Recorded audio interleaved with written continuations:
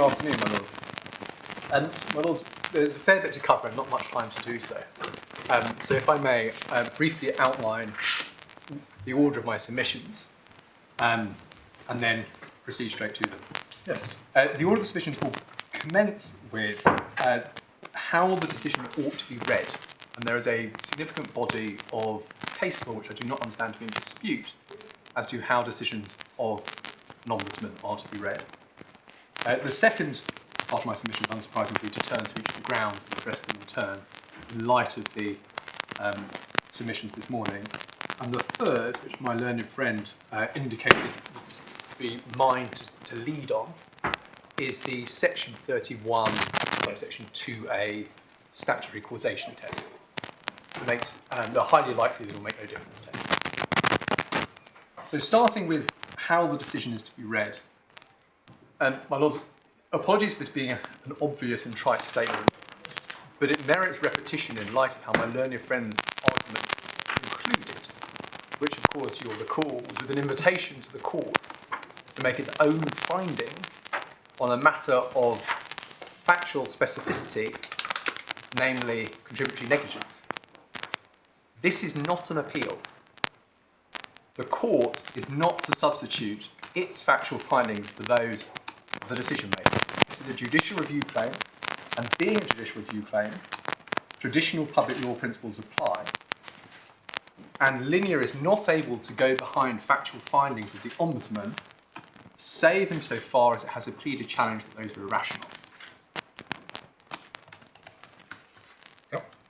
As to how to construe the decision, there are 5 overarching points that are very clear from the case law. I'll rattle through them if that's all right. The first is section 225 of FTSE. The Ombudsman is under a statutory obligation to resolve disputes quickly and with minimum formality. Second, in light of that provision, there is a need for a commonsensical interpretation of the Ombudsman's decision. Legalism, formalism, pedantry, those are all to be discouraged. My lord, should you need a reference to your note, the clearer statement to that effect is Charles Street number 2, which is in the bundle of authorities at tab 13, 363, paragraphs 20 and 21, which is a recent summary which captures prior case. The third point is in this decision, the Ombudsman expressly applied his fair and reasonable in all the circumstances of the complaint jurisdiction under section 2282 of FTSE and awarded what he regarded to be fair compensation under section 229 of FTSE, the redress statutory provision. My lords, the weight of the many authorities concerning challenges to the Financial Ombudsman's decisions pull in a single direction, and that is that the Ombudsman has been permitted by Parliament to be subjective in his decision making, and accordingly the threshold for the court to intervene is very high. Nothing short of Wednesbury unreasonableness will do. I mean, you say subjective, I mean, you can't just sit under, a particular palm tree or as he thinks fit, or, because somebody's wearing pink socks, My lord, etc. I mean, rationality review is the baseline tests to temper the worst excesses. Yeah, and something that's contrary to recognised legal principle would be irrational, wouldn't it? My lord, no. If I may just... I'm not saying he has to apply contract law, but if he was to depart from, you say, the way it was put is, if he's going to depart from legal principle, he has to explain why. My lord, he does. If we're taking 2 stages, the first stage is he allowed to depart from legal principle? Manifestly, yes. There's a wealth of case law to that effect. Options being the most recent decision of this court, that's effect. The secondary question is, when doing so, what reasons obligation does he bear? And on that, there is also clear statement in options. The relevant paragraphs are 77 and 78. They're in the bundle of authorities, tab 14, page 416. There is also, going back to Charles Street number 2, Bundle of Authorities, tab 13, page 385, paragraphs 110 to 112, a summary of what needs to be done. And what needs to be done is this. Consistent with the Ombudsman Service's scheme being one of minimum formality, the level of explanation when departing from legal principle, the application of legal principles, is not formalistic or exacting. Rather, the obligation is simply for the Ombudsman to indicate the common law principle that he's being urged to apply, and then give reasons for why it's fair and reasonable, in his opinion, to have found the contrary. What he doesn't need to do is set out the law, lock horns with it on the basis that it's been set out, and explain why he's departing from it. That is to impose an unduly formalistic obligation. Well, Lord, if it would assist, I can turn up those various provisions, those various paragraphs. But I think I'd understood this to be uncontroversial as to how those paragraphs ought to be applied in the practice. Well, Lord, in terms of the ability to depart from legal principle under the fair and reasonable jurisdiction, the clearest statement to that effect is in, well, there are two clear statements. But they're two clear statements of this court. So in that sense, it can give comfort in its volume. The first is the options case, 2022, very recent, of Lady Justice Appellant, Bundle of Authorities, tab 14, page 415, paragraph 73. There can be no doubt the Ombudsman in this case, and the clause in general, is not required to determine a complaint in accordance with the common law. Section 228 creates a much wider jurisdiction, which has been recognised in all the cases to which we're referred. An Ombudsman is required to reach an opinion about what's fair and reasonable in the circumstances of the complaint. The second, earlier, and to some degree canonical statement to the same effect is paragraphs 36 and 37 of Heather Moore, Lord Justice Stanley Burnton's statement to the same effect. So, my Lord, those are the five overarching points. What was the paragraph of Heather Moore? 36 and 37, my Lord. Thank you.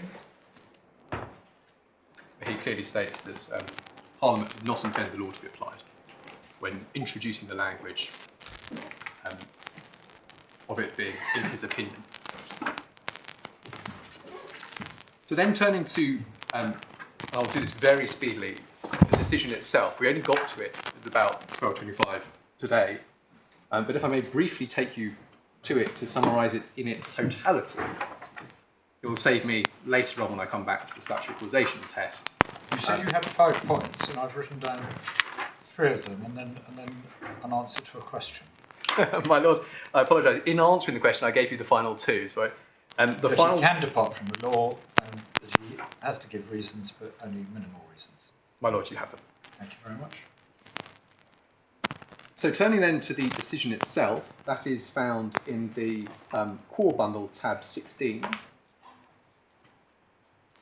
It was also summarised in the judgment below at paragraphs 41 to 59. I don't think anyone is suggesting that is inaccurate. But just to turn to the decision itself.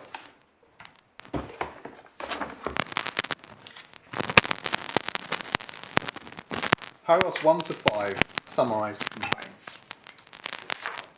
My learned friend, shortly before lunch, sought to place some weight on the fact that client classification in her view came into this late. There are 2 responses to that. The first is it didn't, and the second is by case law which, in the course of agreeing with bundle authorities, acceptance to be agreed, which is found at paragraph 18 of our case law. The complaint is not ossified in the complaint form. The complaint, rather, is the sum total, the aggregate of the submissions and representations and evidence provided to the Ombudsman during the course of his consideration prior to a final decision. So the fact that a point comes in later than the initial complaint form is by the by. And certainly for your purposes today, my lords, the timing of the client classification point coming in is irrelevant to any of the grounds of appeal. But why do I say that my learned friend is wrong? So I don't know if anything's wrong because in the supplementary bundle,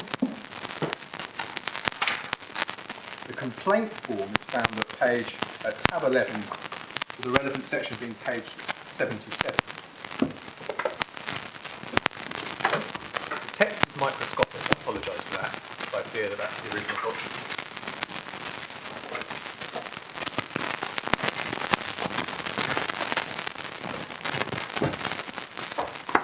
Just above the hole punch, you'll see about 8 lines up, at number 7. It says, linear includes a contractual term which purports to exclude my right to complain to the Financial Ombudsman Service. And my lord, this was all ventilated below in relation to round 1, because my learning friend wasn't there at that stage. So perhaps we should.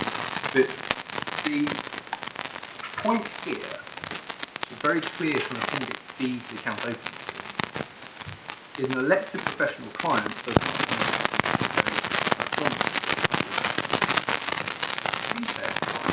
satisfies the eligibility criteria, which does. So in disputing the shutting out, apparent shutting out from the Financial Ombudsman Service, that is, at least at the initial stage, an introduction of the what won't they tell us? Slightly roundabout way of this. If you're saying, hey, I was putting... sorry, let me get that. The question I was trying to track this morning is your client was well aware and wanted to trade in contracts for differences. Is that actually disputed? My lord, there is a factual finding, paragraph 57 of the decision, that you have a medium risk. Contracts for differences, certainly when they are the exclusive item traded on the temperature, are far higher risk. And certainly...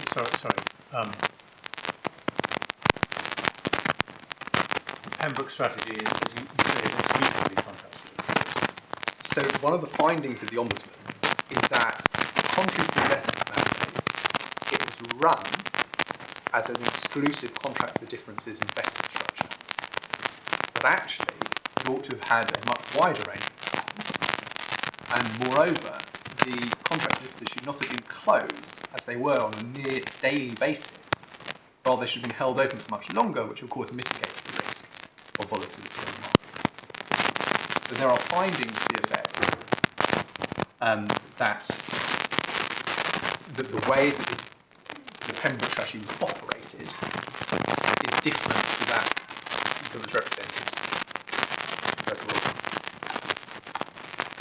And that he wanted a medium risk investment, and that because this was high risk, he would not have invested in it had he known how the Pembroke strategy would in fact be operated by linear. Can you show us this?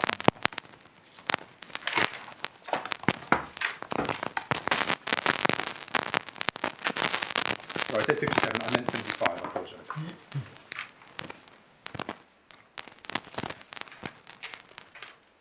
So you'll see, and going back to page 237 of the bundle, same tab, we're still in the decision. Did linear provide misleading information? Paragraph 71, it's described as high growth, medium risk in the key information sheet. Paragraph 72, final sentence, I think it's misleading to describe the strategy prominently at the top of the page as medium risk. Paragraph 75, based on the information I've seen, I think it's more likely than not that Mr. W was misled into investing all of the funds paid into his Saxon account and his strategy. As a result of this being described as medium risk, I'm not satisfied that he was investing in the strategy with a high risk.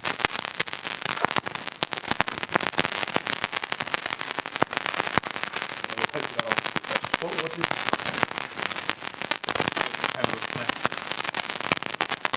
Pembroke fact sheet, as I understand it, is a document that was provided to the professors in the party, which describes the investment structure. I'm not sure it's in the bundle.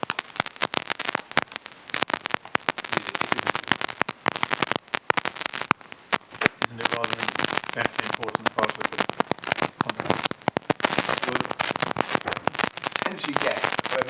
no challenge has ever been pleaded covering the misleading information finding or the mismanagement finding. So I suspect for that reason it's found. Still not entirely clear to what extent Professor understood, or to what extent the Ombudsman made factual findings standard as to how this trading was going to work, whether it was going to be CFDs or other things. What's the position on that? Lord, the Ombudsman does make findings to that effect. We turn through the decision to 243. Thank you. You'll see halfway down the page there is a subheading, Linear's management of Mr. W's portfolio.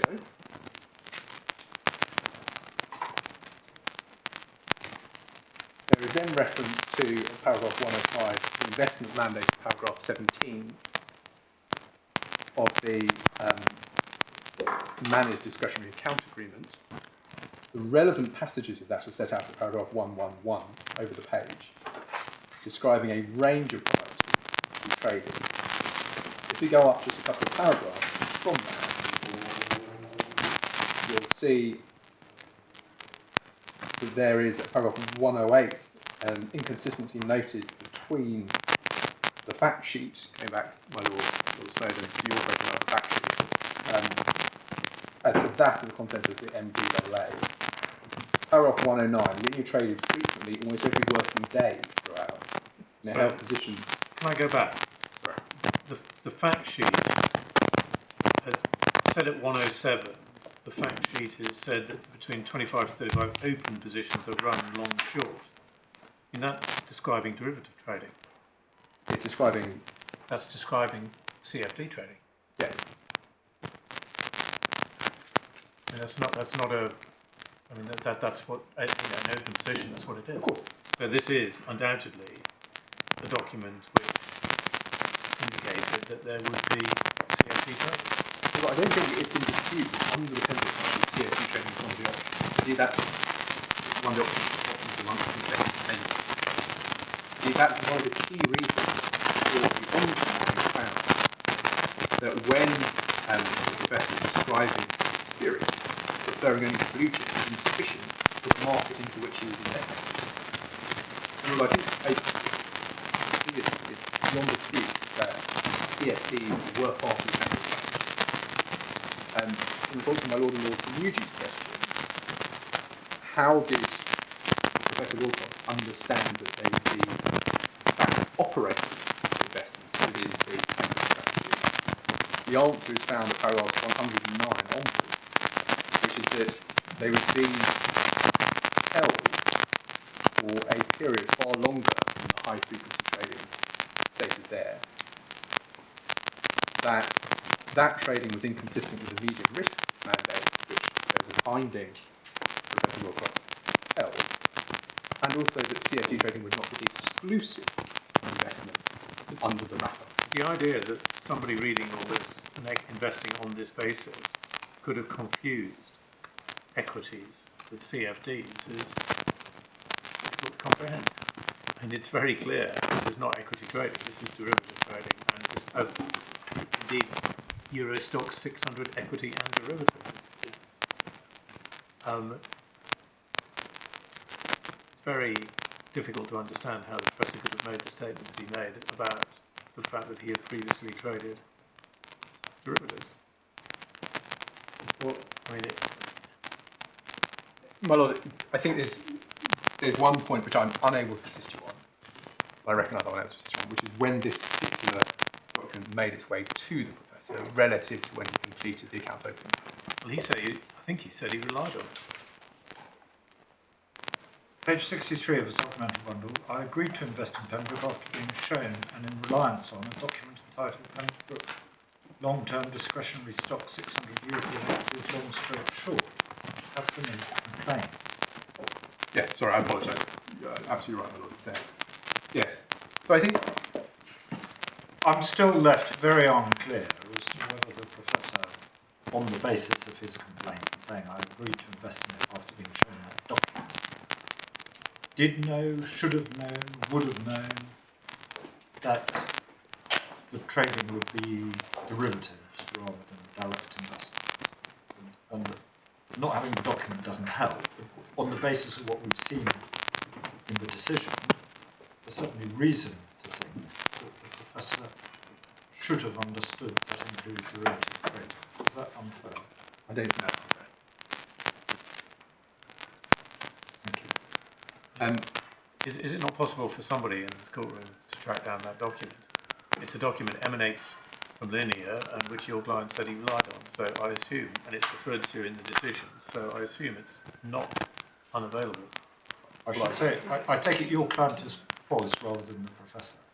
That's absolutely right, my lord. Yes. Sorry. Yes, I think the professor may be attending on live stream. But the professor provided it to, provided it to, by the sound of it, to you, presumably, in his initial complaint. I would imagine that Linear provided it to us, but those things aren't. Yes, Linear provided it to us in the course of the complaint. Okay. I'm sure we can get a copy to you, my lord. So, my lord, just staying with the structure of the decision. So, something we've addressed this. Paragraph 65 to 103 concern the misleading information provided by Linear. And there is a finding at 103 on the page where we've just been looking, page 243, as to causation. Had he not been misled, the interested party would not have entered into the transaction at all. Turning then to the mismanagement of his portfolio, paragraph 117, had it not been mismanaged, final sentence, he wouldn't have opened an account in any event. When dealing with fair compensation at paragraphs 120 to 127, there is a finding made at 123 as to causation. I just invite the court to read that, which we say establishes 3 independent and sufficient causes entitling him to redress.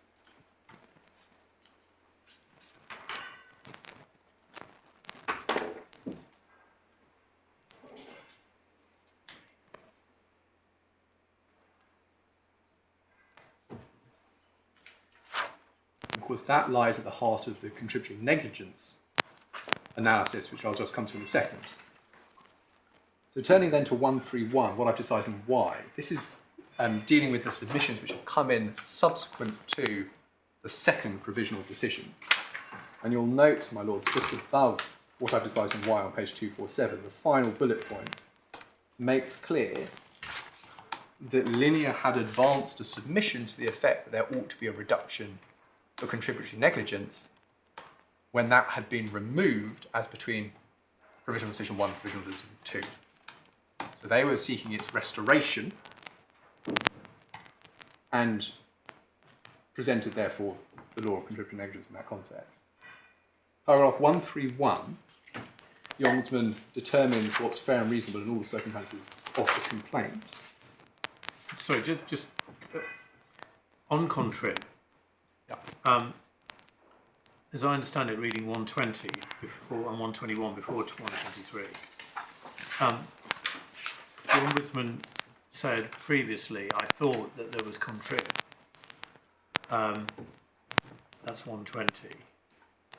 But I'm now persuaded that there isn't any because Linear shouldn't have relied on what was in effect self-certification, and the onus was on it to properly assess its knowledge and experience, and it failed to do so. So, if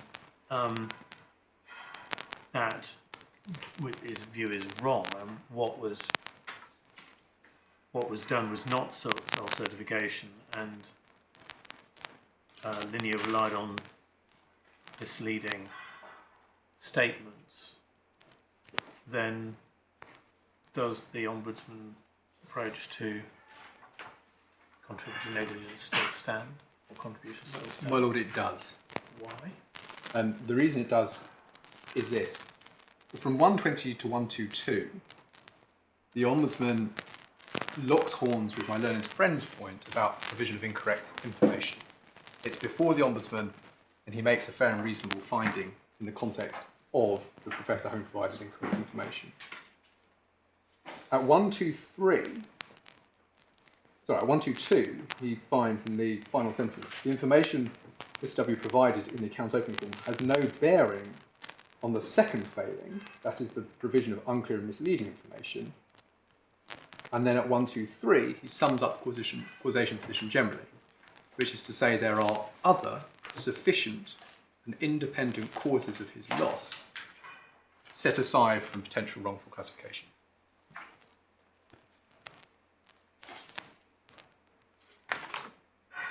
And my Lord, to make that entirely clear, paragraph 138 at page 248 expresses that conclusion, that determination, with reference to wrongful classification. If I can invite you to read 137 together with 138.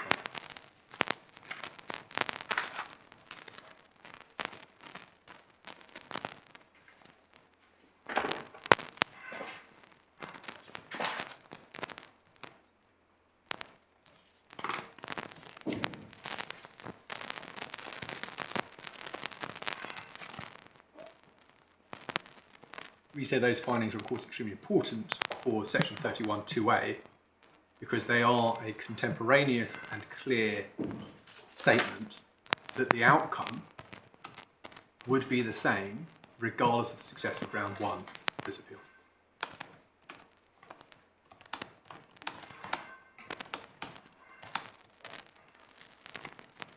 Just before we... I'm still struggling with it. If it's accepted, I think, that the professor made inaccurate statements about his experience in derivatives trading. If he had not made those statements, he would not have been put into be put into a portfolio, managed portfolio product which contained derivative trading. So none of his losses would have occurred.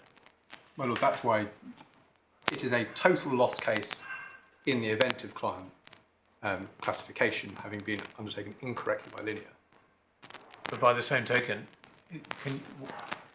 if his fault led to him being put into these products and absent his fault, he would not have been put into them at all and would not have suffered loss, why can that not be reflected in contributory negligence?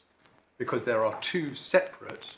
But that they presuppose that he's into a portfolio which he would not have been in but for his fault. Yes, my Lord, I follow. So the answer to that essentially is twofold. First is that, of course, assessment of contributory negligence is a quintessential example of an ombudsman engaging with the facts and forming a view as to which he is entitled to reach rationally without the court's interfering. The second is that my learned friend's case is that the professor controls, to a large degree, his entry into the Pembroke strategy. And that being the case, contributory negligence doesn't apply in the way that they suggest, because if it is correct, he is able to effectively put himself in the scenario where he can take on these high-risk trades. Similarly, the losses that flow from that are not to be discounted for contributory negligence. Okay. And my Lords, just to finish the analysis of the decision, so I needn't return. At paragraph 146,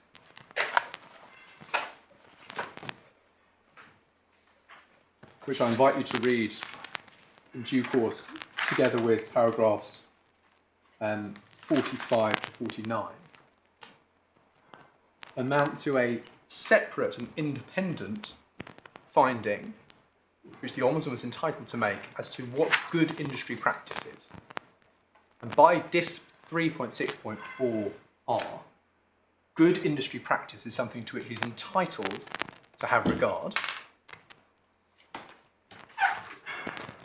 he found as a matter of good industry practice, regardless of whether COBS 3.5.3 could have been satisfied on its own terms by the account opening form, as a matter of good industry practice, he rationally concluded that Lenium should have gone further, asked for more, done what its form said it would do, and that provides an independent basis for finding it's fair and reasonable on the facts to have reached the conclusion he did in order to redress the ordered. Sorry, which paragraphs? So, my lord, perhaps we just go back. If we go back to 45.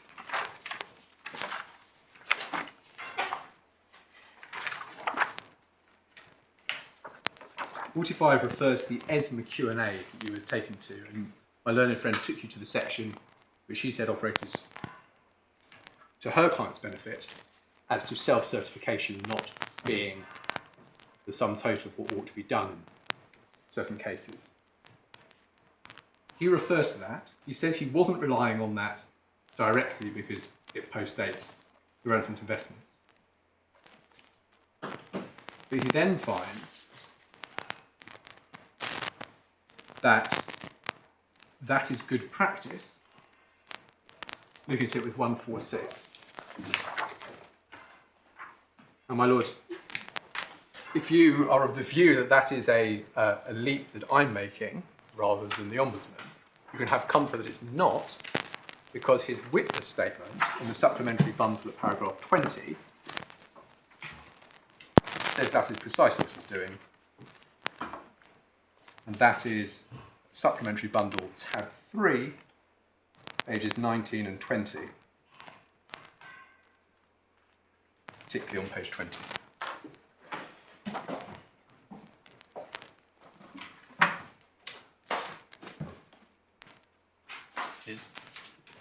And that's so that the Ombudsman can provide further evidence to explain his decision. My lord, the decision is intended to be a document of minimum formality. What he's doing at paragraph 20... It's 27 pages of minimum formality. It is, my lord. But what he's doing at paragraph 20 is drawing the threads of his reasoning together with greater clarity, perhaps. But it still remains his reasoning. And mindful of the time, I wonder if I can now move to ground 1, as it's been put today. Our skeleton argument in paragraphs 39 to 42 addresses the issue of the scope of the grant of permission. I don't intend to linger on this, save to say, well, to adopt those, save to say that we are today looking at a rather different case to the pleaded case that was argued below. And certainly, certain concessions made below have been reversed, factual concessions, not concessions of law, puts us in a rather tricky predicament. To give you some examples of that as we get to the decision, I'll flag those as we get to the decision. But the most important point, which we say emerges from the rebranding of ground 1 as a jurisdictional style ground, is that my learned friend has invited you to form your view as to the correct answer to the application of 3.5.3. That is not how the case was put below. It was put as a rationality challenge. And given jurisdiction's been conceded, we're in the realm of the merit of the Ombudsman's decision falling to be assessed, not his jurisdiction per se. And there is a fundamental distinction at the heart of public law between the questions of jurisdiction that the Ombudsman must get right and the merits which are for his fair and reasonable assessment subject only to rationality review. I haven't understood this because the jurisdiction depends on whether Professor Wilcox was a consumer. My lord, I'm afraid it doesn't. No? No. If I can just briefly run through that point. Authorities bundle tab 25. This is Authorities bundle 2.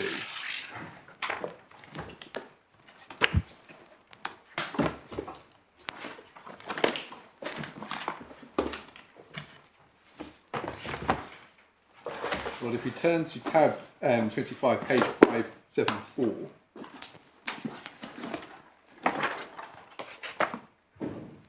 this 2.7.1r provides complaints may only be dealt with by the Ombudsman Service if it's brought on behalf of an eligible complainant. Page 574, my lord.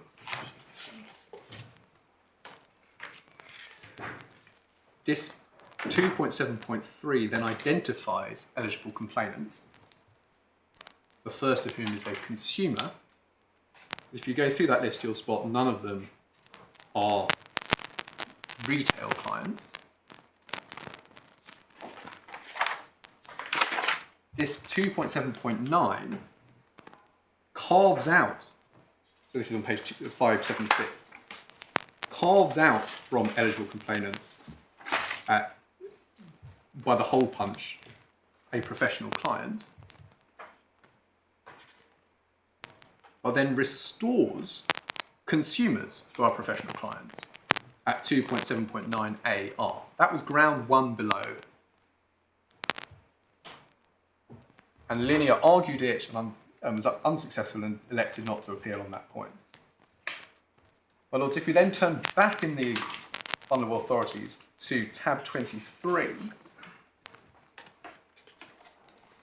Hobbs 3.7.8, this is at page 564.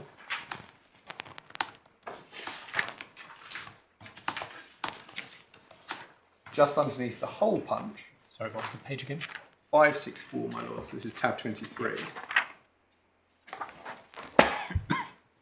Recategorising a client as a retail client under this section does not necessarily mean it will become an eligible complainant under DIST, because retail clients are not the same as consumers, and the jurisdictional route through here is through the term consumer.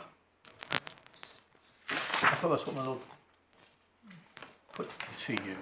My lord, I understood that my Lord Nugee was saying to me, retail client is a jurisdictional threshold here. I thought I said consumer. You said consumer, yeah. But I've not understood there to be any dispute that Professor Wilcox was in fact a consumer and an eligible complainant. Well, that's absolutely right. And it's for that reason that today we are only concerned with rationality, not the Ombudsman applying 3.5.3 correctly. But does not the Ombudsman have to construe the rules correctly, He has even to. within jurisdiction? My lord, absolutely right. He has to construe it correctly, but he needn't apply it as a court would apply it. No, but if he's not going to apply it, then he needs to explain why, and if his reasoning contains an obvious error, then it's irrational, isn't it? My lord, I'm content with that formulation entirely. So if for example, he says, I'm going to probably, it's never wise to formulate a question without thinking about it in advance, but if he were to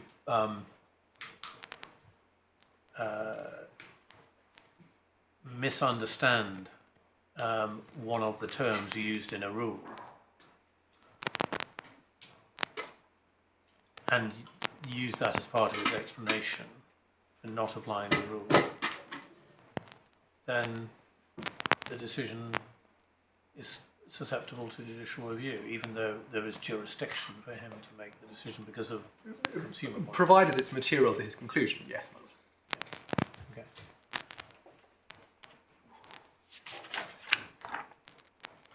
Well, Lord, perhaps the easiest place to address this, or the most concise encapsulation of the position, I referred to it earlier, perhaps it's easiest to turn it up. The Clydesdale case, the very recent Clydesdale case of Mr. Justice Kerr. This is Authorities Bundle, tab 15.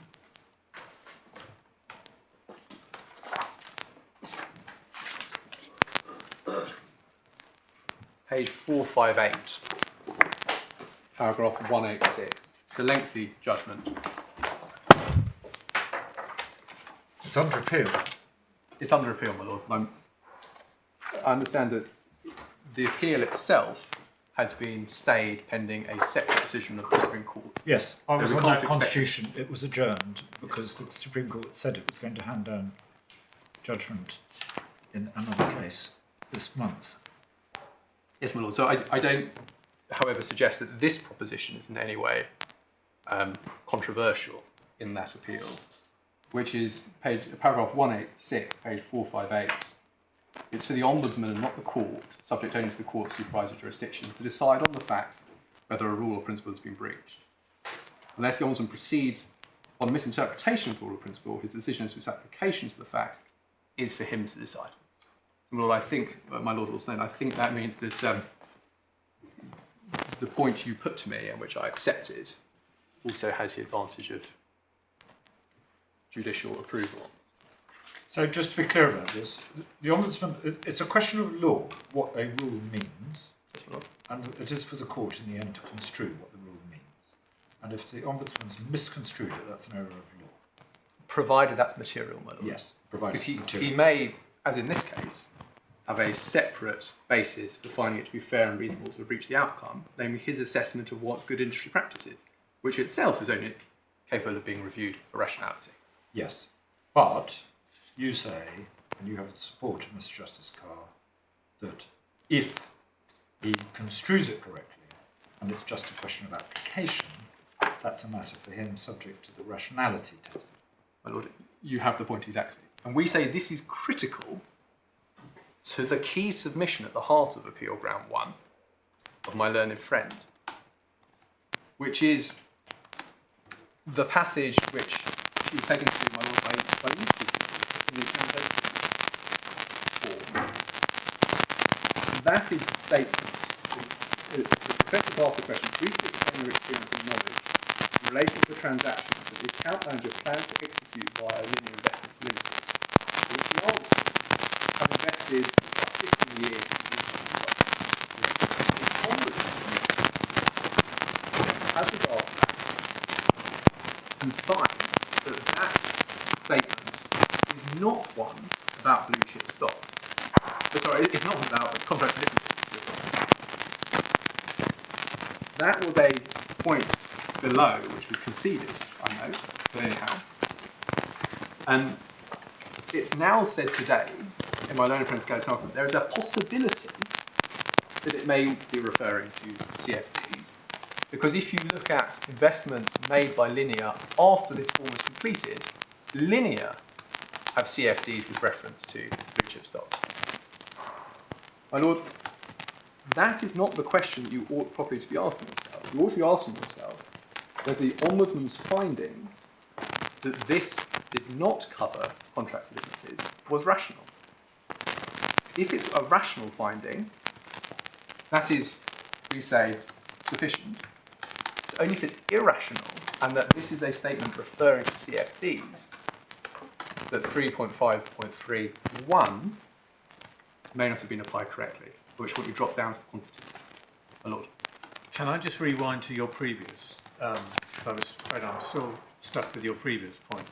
As I understood your previous submission, you said even if the Ombudsman misconstrued 3.5.3, the rule, it was entitled to give a decision on the basis of good industry practice. In other words, even if the rule wasn't breached, the Ombudsman could say, but what was done was contrary to good industry practice, therefore it's fair and reasonable to give a remedy.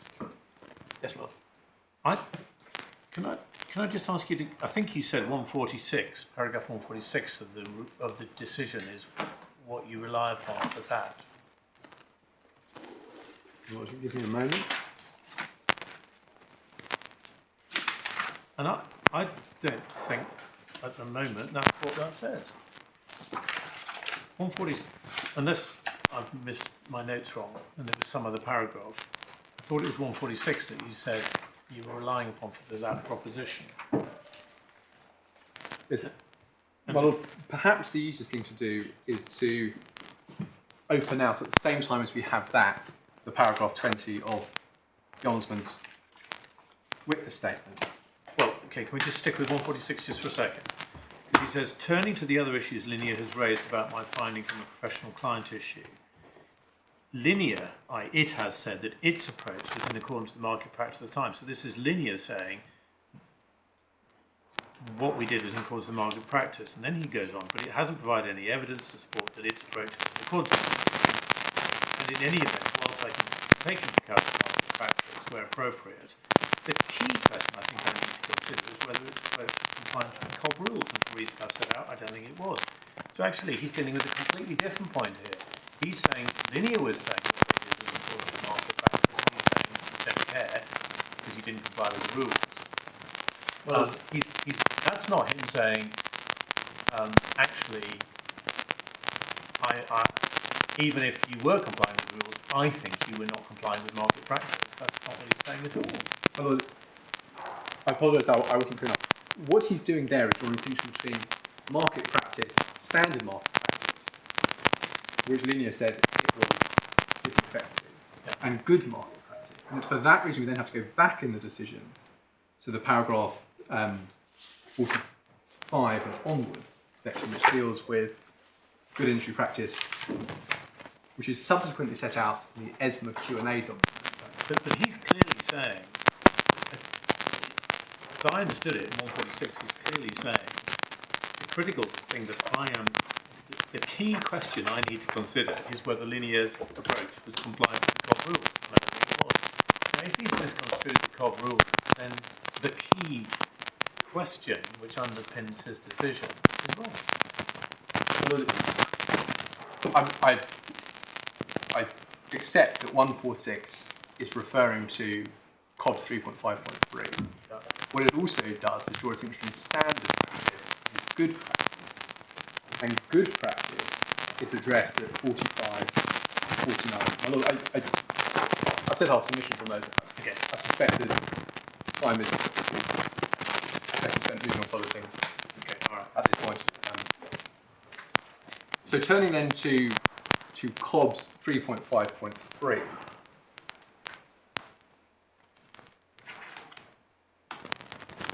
Sub 1 is the qualitative test. Sub 2 is the quantitative test. Sub 3 is the procedural requirement. Starting with the qualitative test,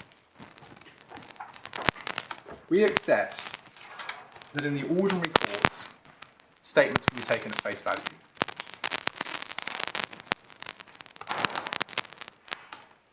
What the Ombudsman, however, finds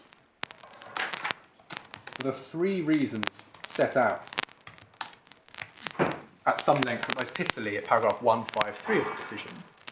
153? 153 of the decision. There were various matters putting Linear on notice that the statements made needed to be investigated further. And that, we say, is an assessment which ought to be examined only with reference to rationality. If he's right on that those are rational reasons to look beyond the mere statements,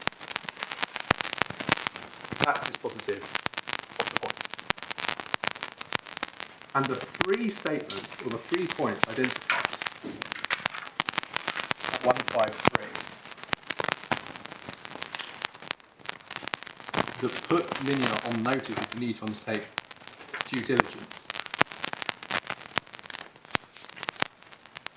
are the account opening form indicated supporting evidence wasn't obtained as required. I'll set that on the side just for a second if I may. Mr. W had provided conflicting information in the form itself in the Saxo application form. That information is the information dealt with at 51 and 52 of the document, where the Ombudsman finds that the description of the professor as precisely in education differs from a description of the Saxo broker's form, where he said, he ticked the box saying he'd been employed as a financial professional for more than a year. But we haven't got that document. My lord, it's never been challenged in the proceedings, and that's what it says.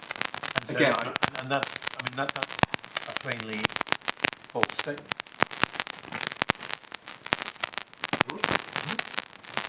sorry, to say he's been employed. The statement on the form, I apologise. Right, and Oh, sorry, yeah. Sorry, sorry, you looked. Sorry. so I was askance. I thought you were talking about not having been challenged in proceeding. On the form, the one on the form, to say he's been employed. Which is why the Ombudsman thinks it should have put Linear on notice that this is a gentleman who's providing conflicting information in two forms. I thought Mr. Lyons said they weren't necessary for conflicting.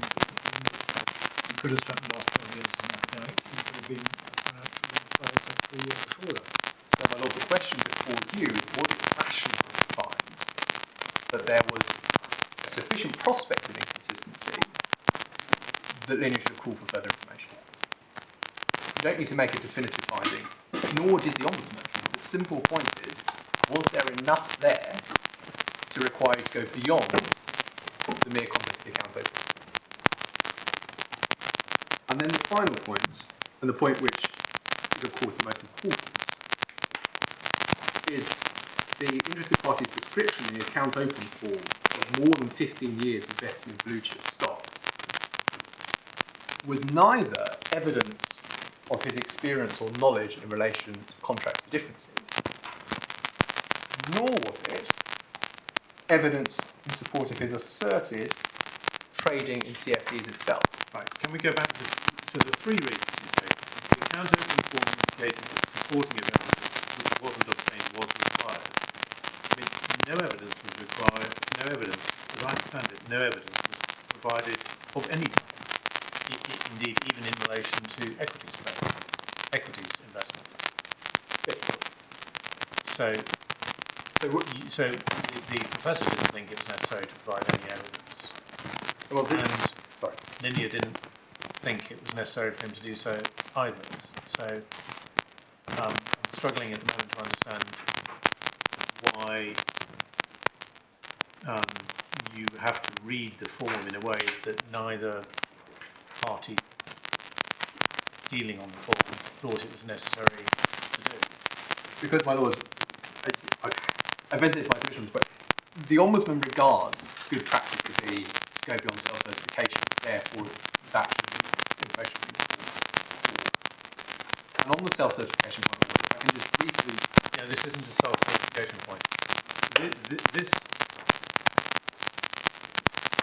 This first reason, this first factor you're just drawing our attention to is solely related to that last sentence underneath the signature that says,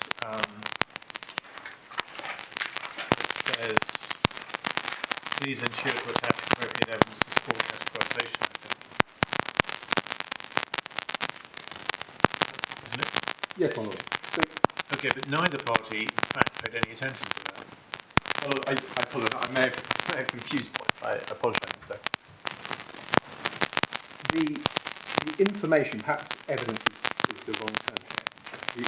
The information that the Ombudsman finds that the account opening form does not provide goes to the quantitative test, and that's why I said I'll leave that first point for a moment. If the other two concern the qualitative test, there are apparent inconsistencies or possible inconsistencies which call for further investigation. The first point is about the tick box form in relation to CFDs. So you'll recall the box that's ticked does not refer to a monetary sum, it refers to lots. And my lord, in that regard, if we turn to paragraphs 62 and 63 of the decision, going back to page 236, at 62, the Ombudsman finds, I'm mindful there's no definition of significant size within the rules, but it seems to me that just knowing the number of lots of the CFD trade is unlikely to provide the information needed. 63. Right, and then, just to go on then, he explains that for trading on the FTSE 100 CFD, there might be a cap in relation to your trading goal, which is more substantial. For your reference, there is a clear summary of how spread betting on the market operates. Or as you asked earlier, my own friend, how does this operate? How do you understand it? The simplest answer is paragraph 5 of the credit judgment. This is not spread betting, it's CFD. For this purpose, very on the market, the definition of the passage I'll invite you to turn to subsequent to my submission, you'll note, deals with them as one. And it's in the Spreadex judgment, which is Vulnerable Authorities 4, tab 4, paragraph 5 at page 71.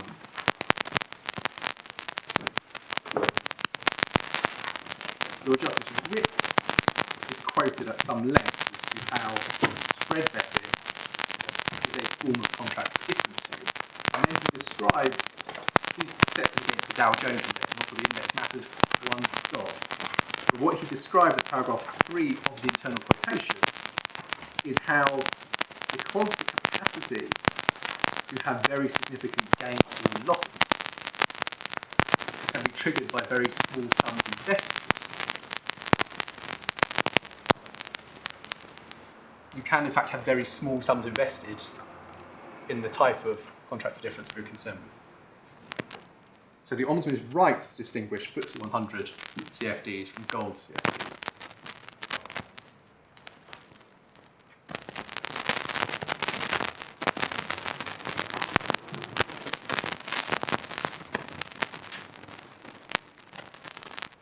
My Lord, the second point in that regard is on the face of the account opening form, you can just turn to it. Well, I'm not sure you necessarily need to, because I'm sure you'll remember. The average transaction size is described as 20 plus lots. My learned friend placed great reliance on the Wilson case.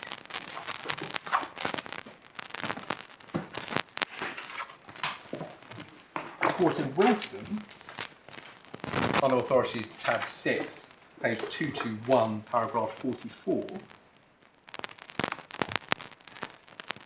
she didn't read out the final sentence. And the final sentence tells the reader that there was information held by the firm classifying the client to the effect that CFDs have been traded daily for a year at an approximate average level of £10,000. So there you have a monetary sum known, in contrast to this case. But I'm not sure I understand what that monetary sum means. I think it must be the closed value, or so trades which have closed within the past year averaged that much.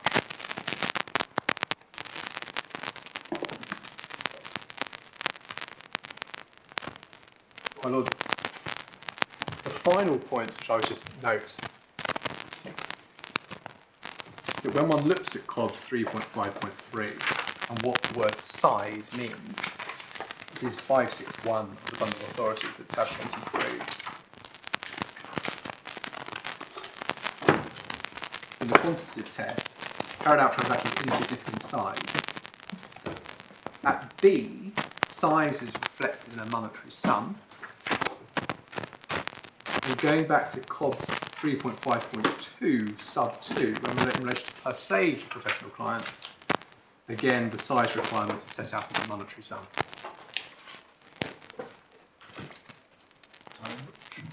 Page 560, my Lord. In the context of client classification, whenever size is referred to in the rules, it is in reference to monetary sum.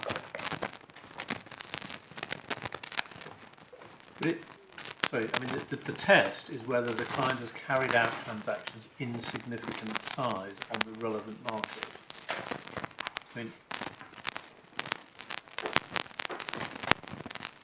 significant size, are you saying that without asking for some sort of monetary value, it's your form for CFD trading is necessarily deficient? My Lord, not only that, but I would go further, which is, if we go to the supplementary bundle, I apologise for having stood you my learned friend's submissions to draw attention to the submissions below. But just to briefly take you to two passages below, which is why this point hasn't been demonstrated prior to today. I took you to 317G that Mr. McNeill said there was no evidence as to the size of the lots. If we go back to 315H, he accepts the lots might be big or they might be small. He simply doesn't know. I mean, it doesn't know because it never asked. 315. Sorry, my lord, I'm jumping around too quick. Sorry, I've lost where you are. So these are the submissions below. Supplementary bundle, tab 43.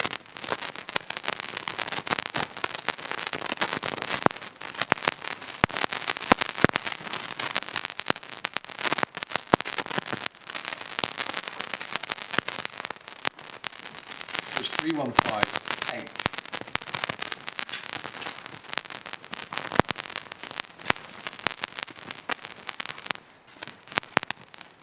And Mr. McMillan accepts that Linear do not know whether these lots are big or small. They just don't know.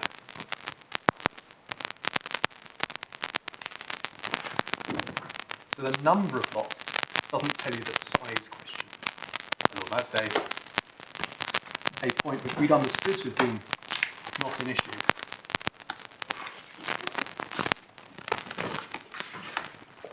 Now, just to stay with the concept test for a second, if the Ombudsman is right in that assessment, that, of course, of itself, regardless of how the quality of the test is approached, means that his finding there was a wrongful classification of professional clients would stand. But the Ombudsman paragraph 63 doesn't deal with it in that way. It doesn't say, for that reason alone, the classification is wrong because no satisfaction of the test. He says, this is a secondary point, and I'm not satisfied that he has previous experience. The problem is that perhaps you can hindsight of the Well, if I break up my answer to two, the first, the quantity test and the quality test, and the quality test and the quality test all need to be met before the test is being classified as an elective test. So the finding at 62 that the significant size question couldn't be answered by Linear, and that Linear had to be managed for assessment, is disputed. Well, my lord, your secondary point in 63, the reason you put the secondary point is, of course, it's freestanding. But additionally, my lord, your Nugee put to my learned friend that paragraphs 57 and 58 represented the orthodox approach to quality test. It wasn't infected by hindsight. It wasn't asking for an objective correct condition. It was asking whether an adequate assessment was taken. And then, having found that there is not an adequate assessment, asking whether that was material, whether it could come out with it or not. We found it did. And it's in that context, in terms of 63, that he repeats that. The reason he repeats that, my lord, he says this. If you turn to 3.5.3,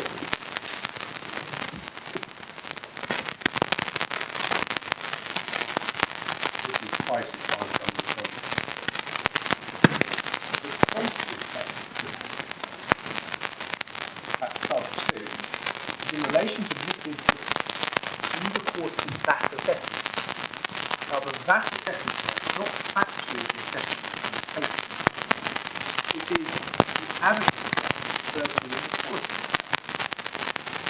The reason that the Ombudsman at 63 is looking at the issue where the adequate assessment of the foundation knows is because the quantitative test looks at you're failing at quality stage is not ignored.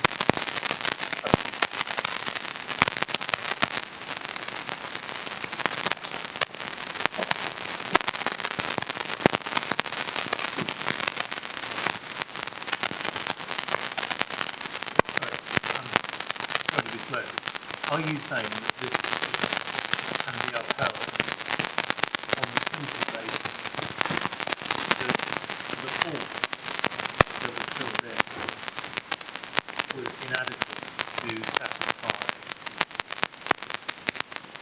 3.5.3 2A in the quantitative test in relation to trading in CFD?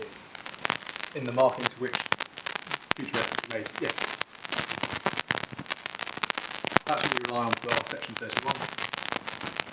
The quantitative test's failure is dispositive.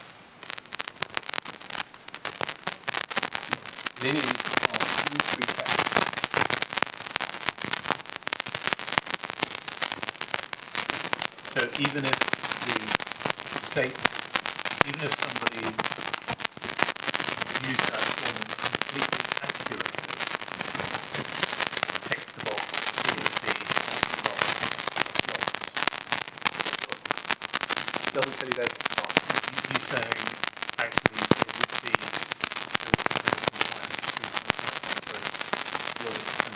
Where it doesn't tell you the significance. so it calls it Well, and my lord, it's an only sense to refer to situation in which the reference at the end of the sentence should be applied, for example, where someone's employment history is not used. The ombudsman, I think, in this context, it draws attention to the missing information. Then in the context of CFD, where you simply got the number of lots on their side, that is the first right.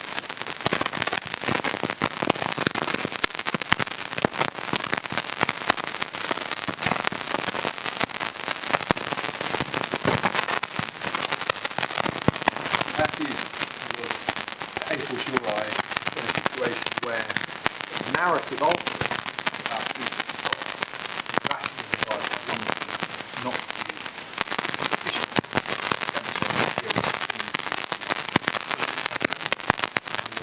You're right.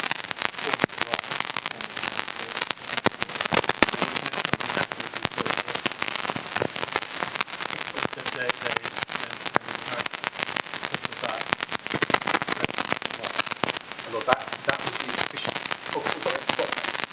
We say that on the point, you have a set.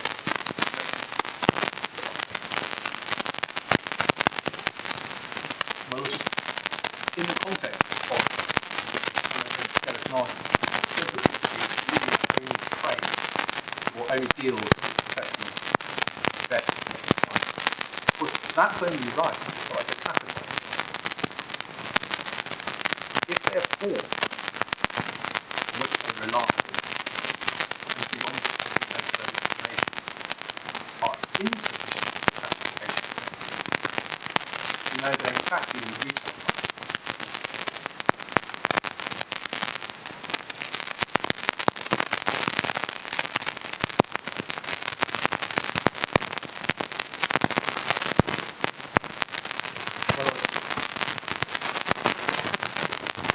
Four points bring this together. In relation to quality, the matters identified in paragraph 53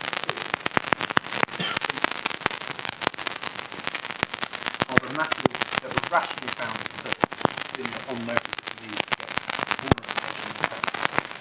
Quality is the due diligence obligation.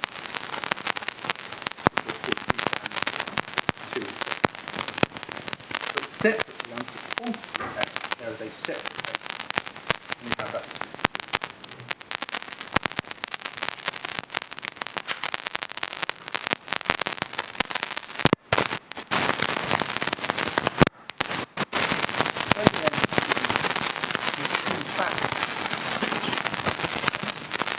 we say that is to understand the ombudsman did not seek to establish the matter of objective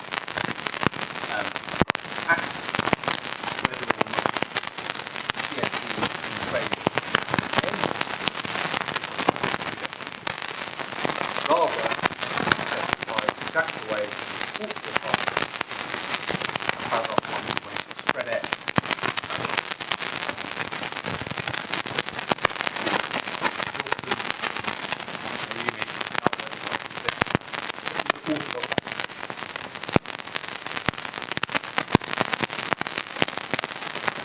second aspect is true and pulled up. It relies upon a measure of oversight to reflect. So appeal ground 1 asserts that there is no weight to that ruling. But a cursory reading of the decision reveals that to be fundamental. Now, let me just terminology paragraph 2.5. It's asserted Lilly has no reason to doubt the accuracy or question communication.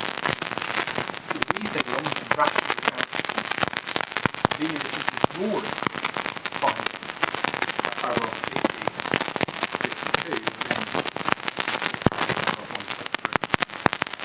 There was this account only to account for irrationality as the Ombudsman's findings have started. That's not the point. And then paragraph 2 ends entirely disregard Professor Wilcox's fine representation from the theory of possibility of winning. And that is ignored paragraph 121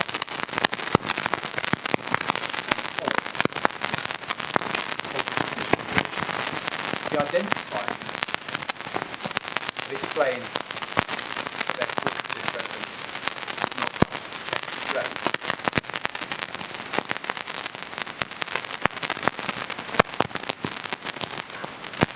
So,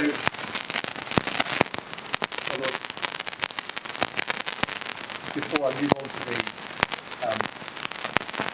tick box, essentially I think about this. My learning friend relies on Wilson at paragraph 28. Statements made by client and taking place value. There is a caveat there, which is where there are some cases requiring further scrutiny. This is the case when it's rationally found required further scrutiny.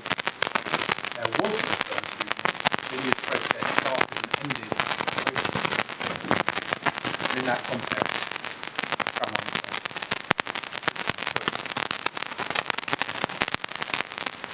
Take us back to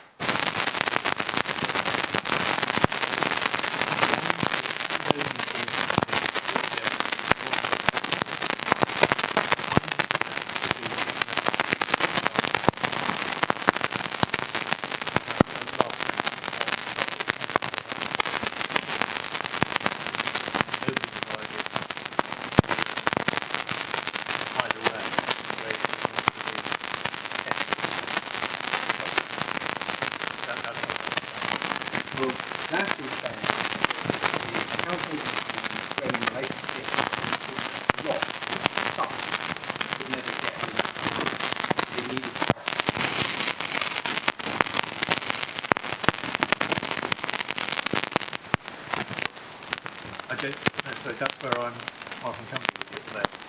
I don't think that sentence, these included the accounting supporting evidence supporting the was required, has anything to do with the lots point.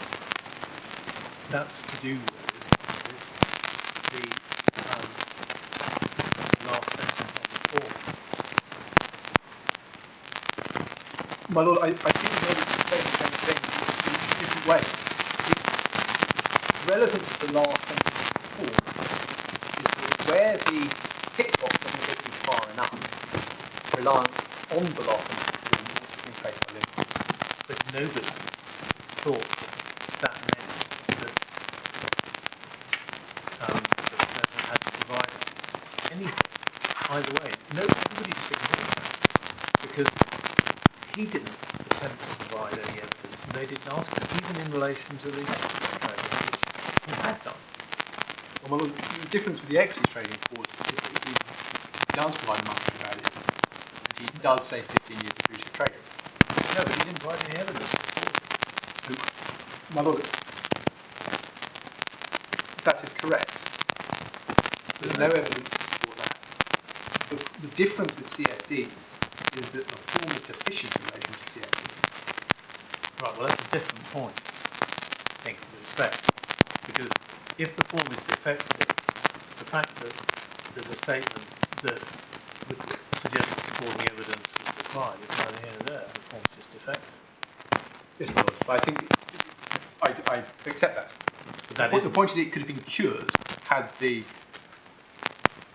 statement been followed through. Right. Is your point now the fact that never mind what the lineage should have followed that statement they put in their own document? Because, my lord, this is taking us to the self-certification point, the obligation under 3.5.3 is on the firm. They are the ones who have to perform the assessment. What it isn't is self-certification. My learned friend takes issue with references in the decision to self-certification, alleging those to be irrational characterizations or what. One very short point on this. We turn to supplementary bundle tab 28, page 123. We have Linear's submission during the course of the complaint.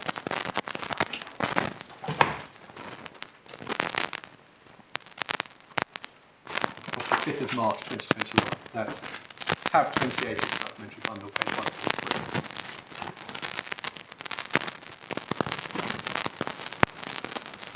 Linear, at page 136,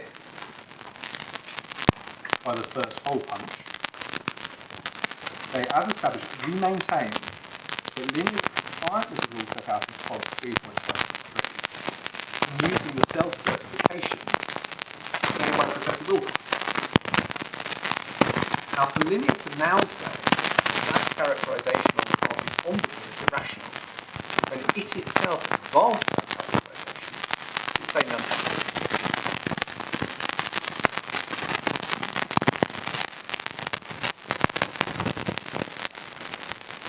Similarly, the criticism of the Ombudsman for having referred to the account opening form as largely made up of tick boxes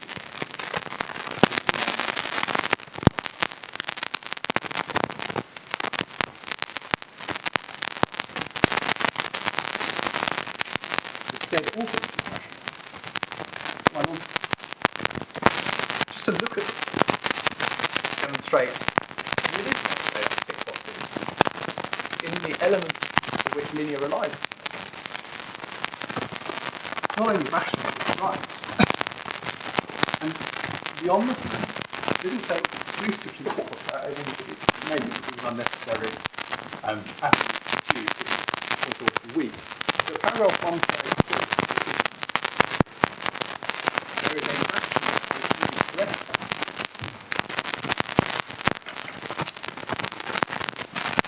Linear suggests the account opening form was a sophisticated document, but it mostly consisted of simple tick boxes. That, of course, is correct. So that challenge must fail. And to the extent it said that going beyond the form is impractical, or burdensome, or requires a DS law proof height. What happened here is Linear rely on a form largely comprised of tick boxes and do nothing more. That's not turning Linear into Sherlock Holmes. That is Linear having failed to undertake basic due diligence, having failed to undertake an adequate assessment such as is required under 3.5.3, but also the judgment below at paragraph 8 failed to discharge due diligence obligations that arise under the principles 2 and 6. Now, the principles are the ever-present substrata which all the other rules satisfy.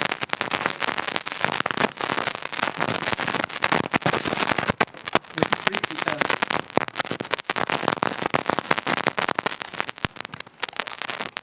they are in the second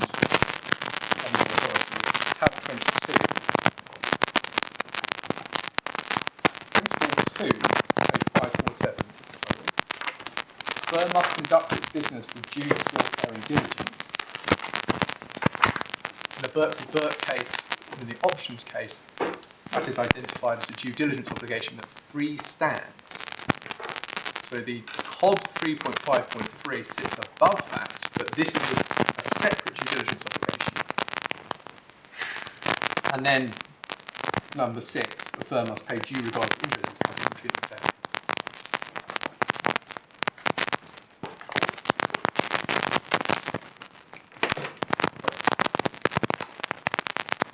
And then turning to the reasons challenge, which has come in sort of tailwind with Appeal Ground 1. Linear's position is the Ombudsman was bound to apply the law or was bound to give reasons expressly explaining why he departed from the law. Now you have heard me earlier on the former point.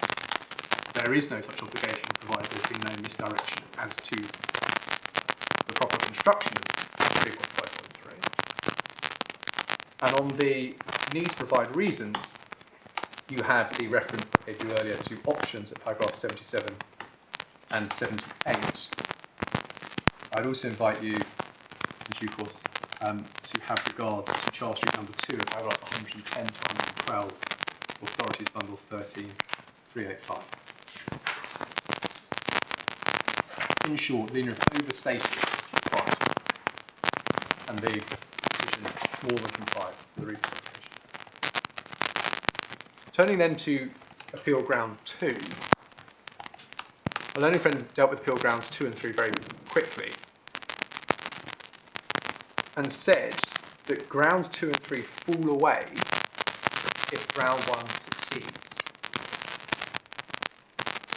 The basis for that assertion wasn't set out. Just to break it down, this is I'll set off at 58. The Ombudsman made a finding from paragraph 7175 that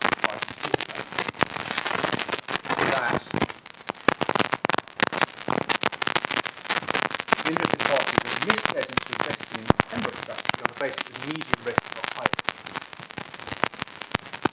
Now, ultimately, the investments were found to be loss-making investments by a reason not least of the mismanagement of the investment. In the complaint, supplement bundle 11, page 77, the final box of the page, it said, I'd like to be put back in the position I would have been if I'd not invested with Linear. The Ombudsman, in the final decision, at page 251,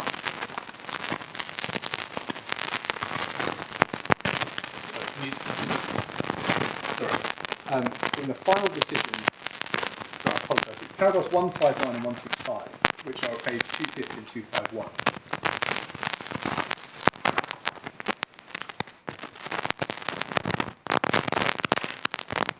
You say that in the complaint, Mr.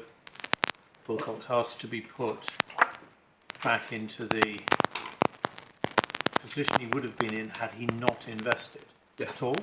Yes. Just give his money back plus interest. So the reference for that is supplementary bundle 11, page 77, and it's the final box on the page. Supplementary 11. So that's not what he got. Well, what you get is a medium risk. He said, sorry, I thought you described it, him saying, what I want to happen is I want to be put in the position I would have been put in had I not invested.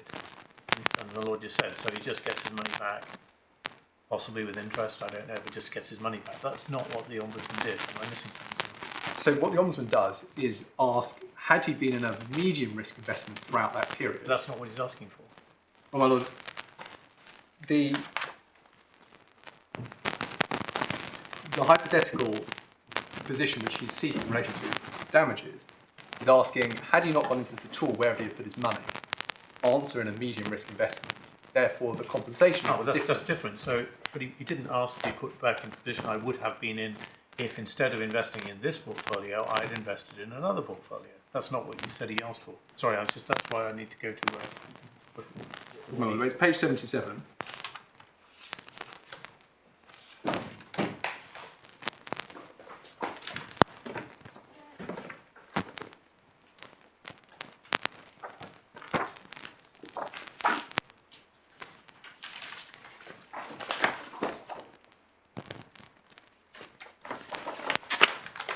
What the, sorry, he seeks two things. He seeks financial redresses to the principal, and then he also seeks distress damages, which aren't ultimately awarded. But as my lord put to you, if he's asking for interest, he's asking for his money back plus interest for loss of use of money. He's not asking to be put into another investment portfolio or to be compensated, to have the extra benefit as if he'd been in another investment portfolio. I mean, so how did we get to the position that he was given more than he was asking for? My lord, if we turn to page 249 of the bundle, the putting things right section of the decision.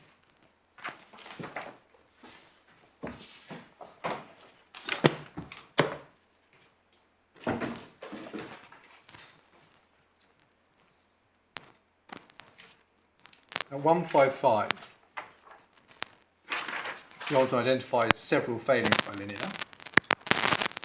The redress for each of these failings is the same, as I've already pointed out. 157, no contrib. 158, final sentence, he's entitled to redress in full for those failings, i.e. the misleading and mismanagement failings, regardless of any categorisation errors. 159, Linears also suggests there's no logical connection between the breaches identified and the redress awarded. Provide no explanation for this assertion, I don't agree the redress is somewhat illogical. I'm satisfied the redress awarded is fair and explain why I've used the benchmark. The benchmark is then explained at 162. To compensate Mr. W fairly, Linear must compare the performance of the investment in Pembroke strategy with that of the benchmark shown below, compare the difference in the fair value and the actual value of the investment. The actual value is greater than the fair value, no compensation payable, due to the interest as set out below. Actual value means the amount paid, 163, means the amount paid for the investment at the end date. Fair value is what the investment would have been worth on its end date and have produced a return using the benchmark. And then it explains why that remedy is suitable. I've chosen this remedy of compensation 165. But Mr. W wanted capital growth and was willing to accept some investment risk. The private investor's income total return index is a fair measure for someone who's prepared to take some risk to get a high return. Bullet 3, although it's called an income index, a mix of diversification is close enough to allow him to use it as a reasonable measure of comparison given his circumstance of risk attitude. And the additional interest is to be deprived of the use of any compensation money since the end date. Yeah. That's how interest features. Okay, but sorry, is it just me? 'Cause I'm quite happy to be. No. I think the point is being made. He was asking for something different from what he'd been Yeah, given. he was asking for to be put into a position he would have been in had he not invested with Linear. He would have had £100,000, and he was asking for interest for a loss of the use of £100,000 throughout the entire period. What he's been given is actually something different. It's an alternative investment in a different portfolio of equities for a period, together with interest for loss of use of money from the end of that investment. And so that's not what he was asking for.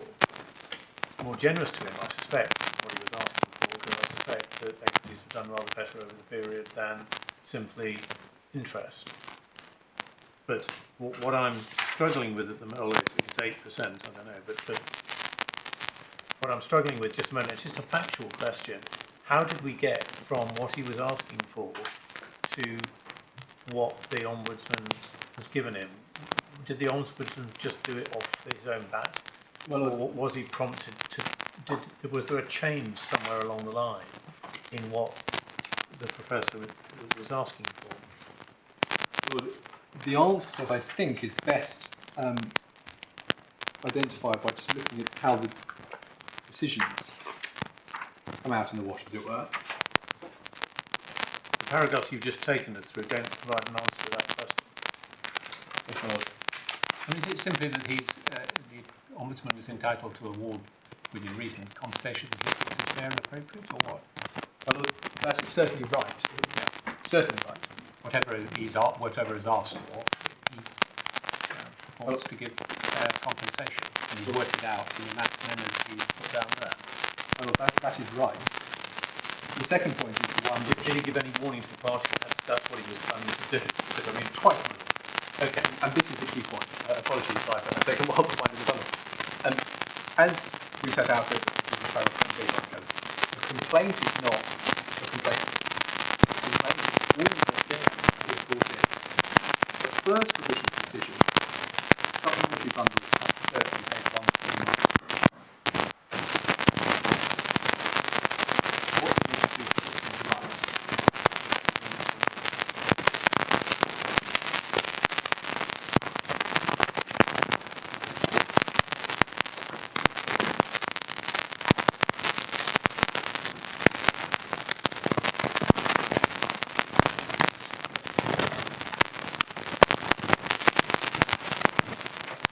That has one initiative to put things right. The next page, 150, sets out the relief against including a precautionary negligence reduction of 25%, which is with reference to private investors' income return index. The parties advance further submissions. So what he's actually saying is under the second paragraph. I think Mr. W would have invested differently.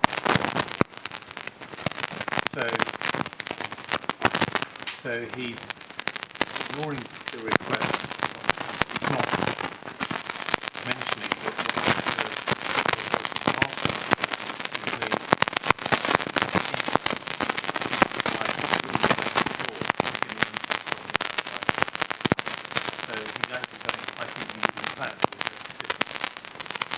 That's the fact that when we open it. We then have the second business decision at tab 37. Between those two tabs, there are the submissions made by the parties, which linear importance to put on notice of that relief being calculated in that way. As my lord, or just okay. That is a finding that was open to make within the scope of his fair compensation with respect to section 229. So they're really given fair warning that he was going to apply, but not previously. Well, look, exactly. So they're given warning once, in decision 1. Then they're given warning twice. Because in the second provisional decision, at page 202, at 37,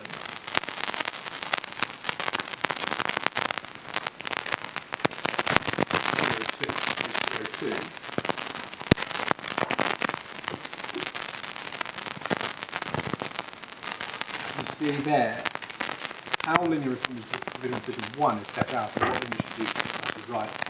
The first few paragraphs under that heading. It is also said that believes to remain invested in such an annex and so forth. But what it locks horns with is what he did with his money after the end of the relationship with you. What it doesn't do is dispute the mechanism for calculating quantity.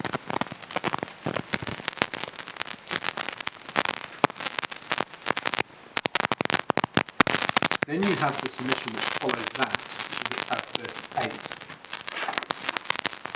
The only issue taken in relation to redress in paragraph 9 is a failure to make a reduction of contributory default. And then we're on to the final decision itself. you say it's within the scope of his discretion to depart from what's asked for because he thinks it's very reasonable. He gave the parties indicate evidence. warning that it was going to do it, made whatever submissions they made and entitled to pay that. Well, that is what we're saying. And the final point I would just add to that is if we turn to the pleaded case, summary grounds, so this is core bundle 6. Sorry, not summary grounds, statement of grounds.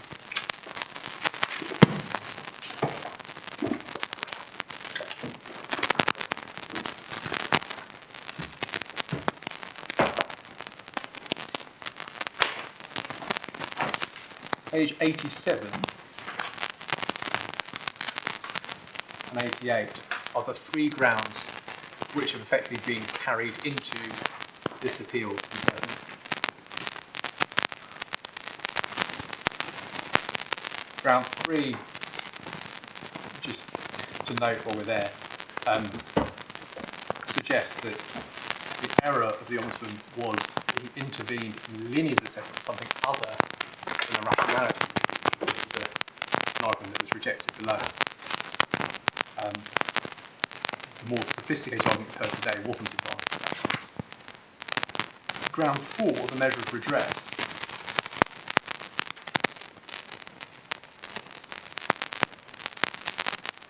The statement there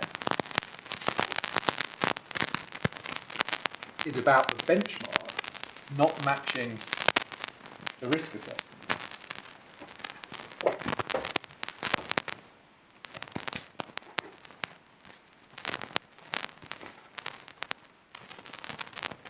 And ground 5, contributory fault.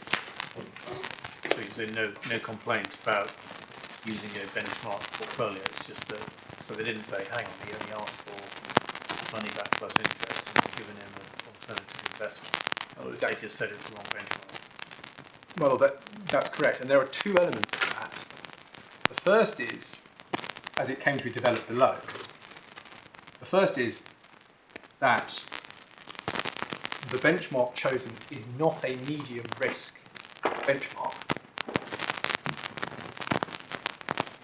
The second, which wasn't advanced below but is advanced now, is that the finding that the professor had a medium risk appetite was irrational. And that's not pleaded, you've just seen the pleading. And the reason or the basis of that argument is said to be because he answered the question about risk capital in the account opening form. And to engage with the question of capacity for loss, risk capital, means you must have a high risk appetite. And that, of course, isn't the case. I mean, I may have a very substantial capacity for loss, but only want to invest in gilts. The 2 don't follow, and indeed there is a central distinction between appetite for risk and capacity for loss at the heart of financial regulation and suitability assessments.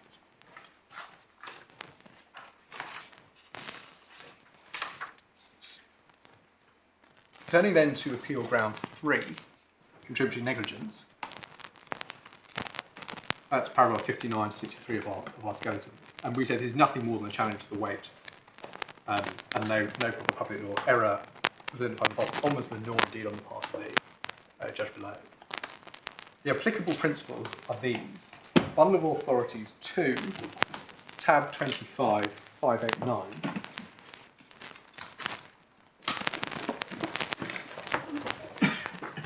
This 3.7.2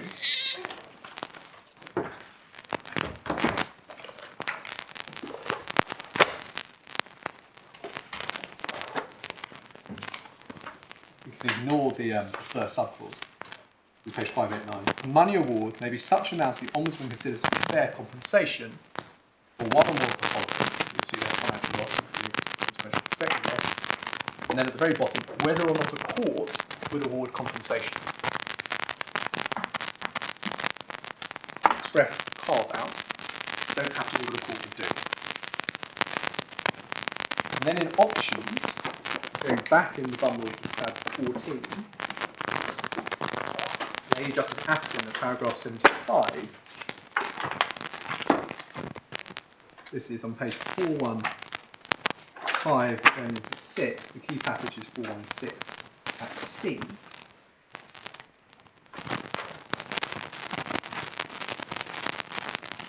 It is inherent in sections 228 to 229 of FISMA the circumstances which lead the Ombudsman to determine a complaint in favour of the complainant, which may include the failure to observe guidance, best practice, and non-actual regulation, may also lead to a money award on section 229.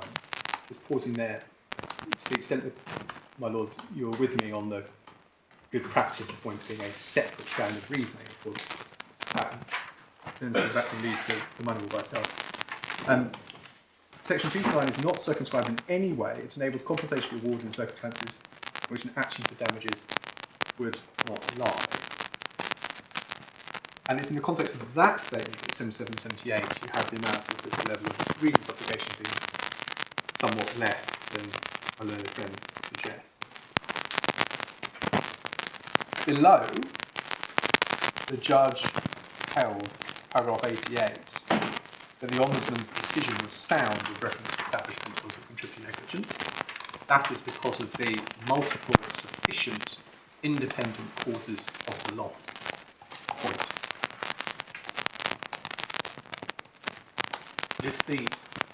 Sorry, we were here a little bit earlier this afternoon, so I don't want to go over it again too much, but if the premise for the alternative causes is that you're into an investment which you would not have been in,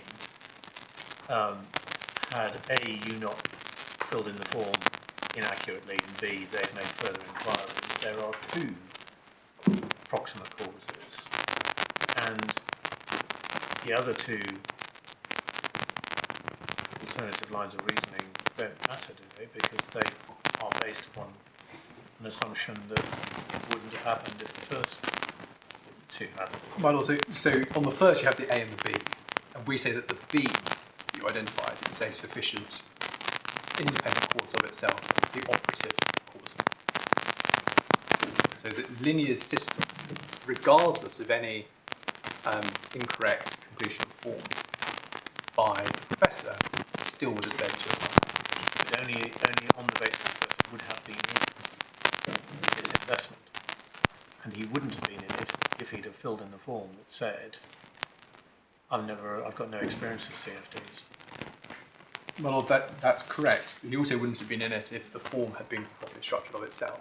Correct, but that's why why shouldn't you apply some principle of contributory negligence, or fault on each side, to try and use a non-legal case law principle. These losses were caused by fault on both sides. Why shouldn't that be reflected? The short answer is because the Ombudsman needn't, to the extent it was in his assessment, fair and reasonable. But if the two reasons he gives for not applying it don't stack up, then his reason for not applying it falls away. Well, I follow that logic. Okay. But it's equally open to him to have formed the view that, to the extent Linear's client classification model or process could never have complied, to regard that as the sole and operative cause, regardless of the information to be put in. Okay.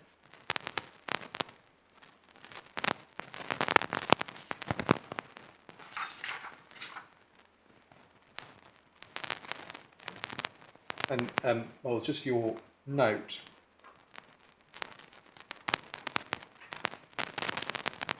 key causation findings in the decision are at 117, 123, 138, and 157.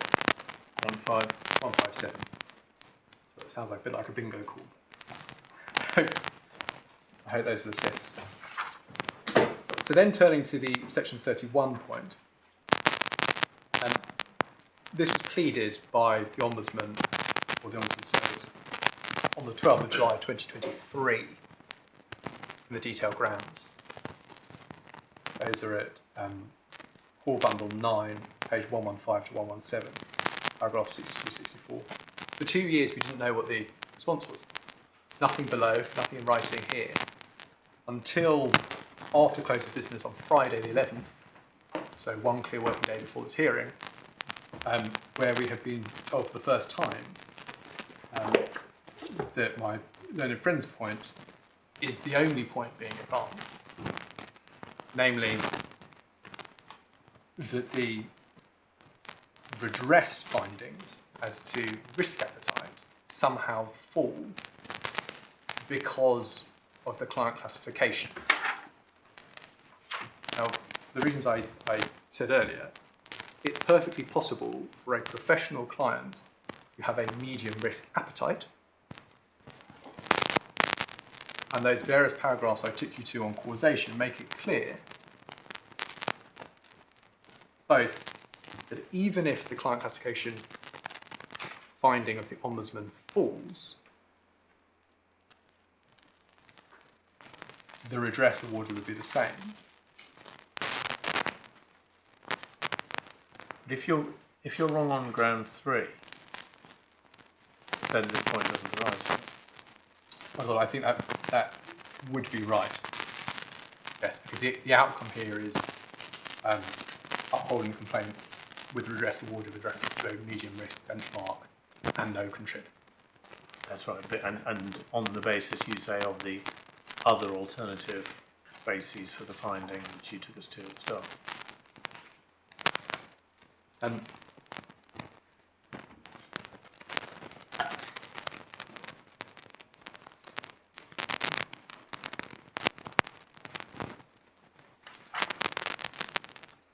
So just in terms of the case law on this, it's now Bradbury, the very recent decision of this court, Authorities 16, page 502, paragraph 70 to 75.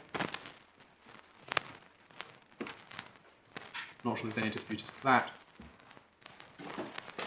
And unlike the concern expressed in Bradbury by Lord Justice Lewis, this is not a case where the court's being asked to predict or speculate. This is a case in which the court has the decision itself. The decision itself states in terms what happens if you take out various strands of the reasoning. And to the extent that it bolsters the reasoning in the decision itself, you also have the Ombudsman's statements at 58 to 66, or the paragraphs 58 to 66, which is supplementary bundle tab 3, pages 32 to 34.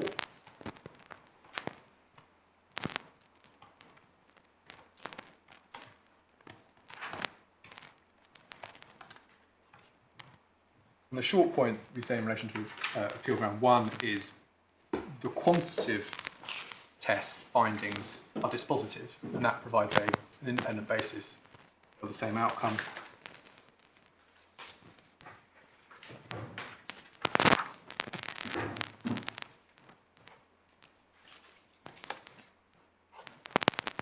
And we say also that in options at 83, paragraph 83, which is Authorities 14, page 417,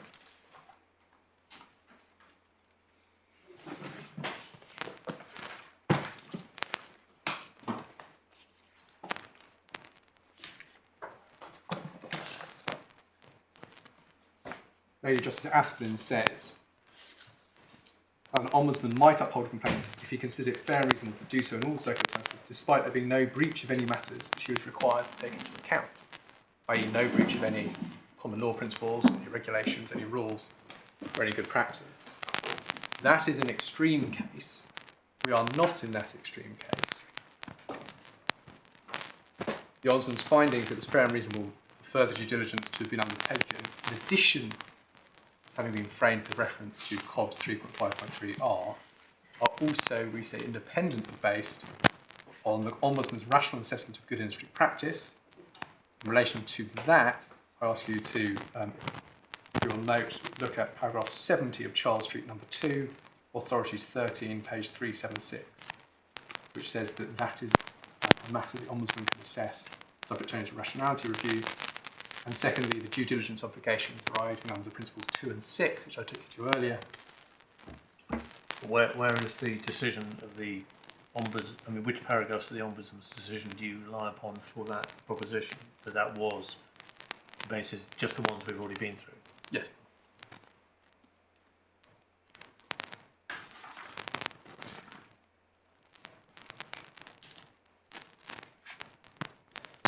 And to the extent you need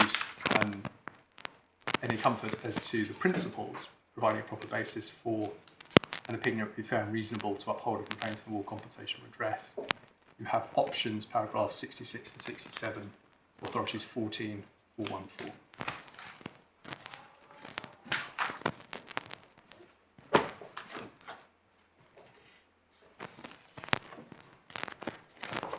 Sorry, Nolas, if I may just briefly turn.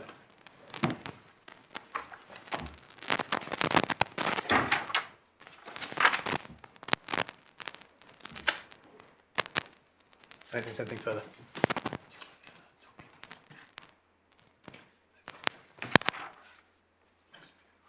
Sorry, I do apologise. There is one further point.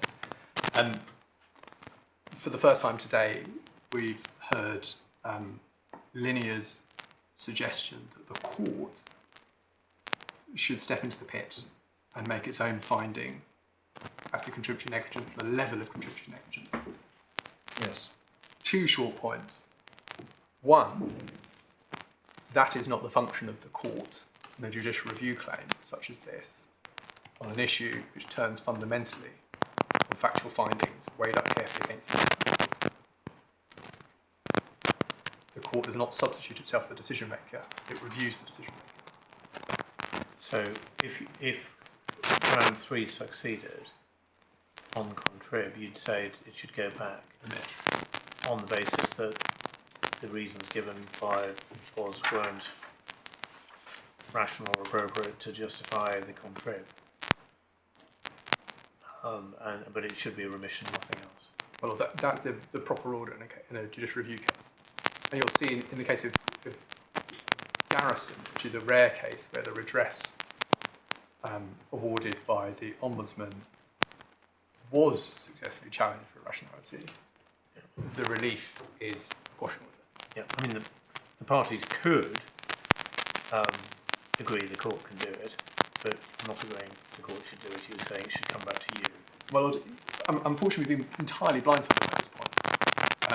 It's emerged in the submission today. It's not pleaded. It was even in the skeleton argument. Well, so we hardly blindsided. I mean, if there's an appeal on contrib that it should have been taken into account, it's not beyond the wit of man to foresee that some judge might ask, okay, so what's the number, and do you want us to do it or somebody else? Well, my lord, part of the problem is the number you've received, I believe, is not the number, but the bracket. It's true. So we're facing a target that has not only emerged at about 1 minute to 1, but equally it's a target which seems to be itself shifting around at pace.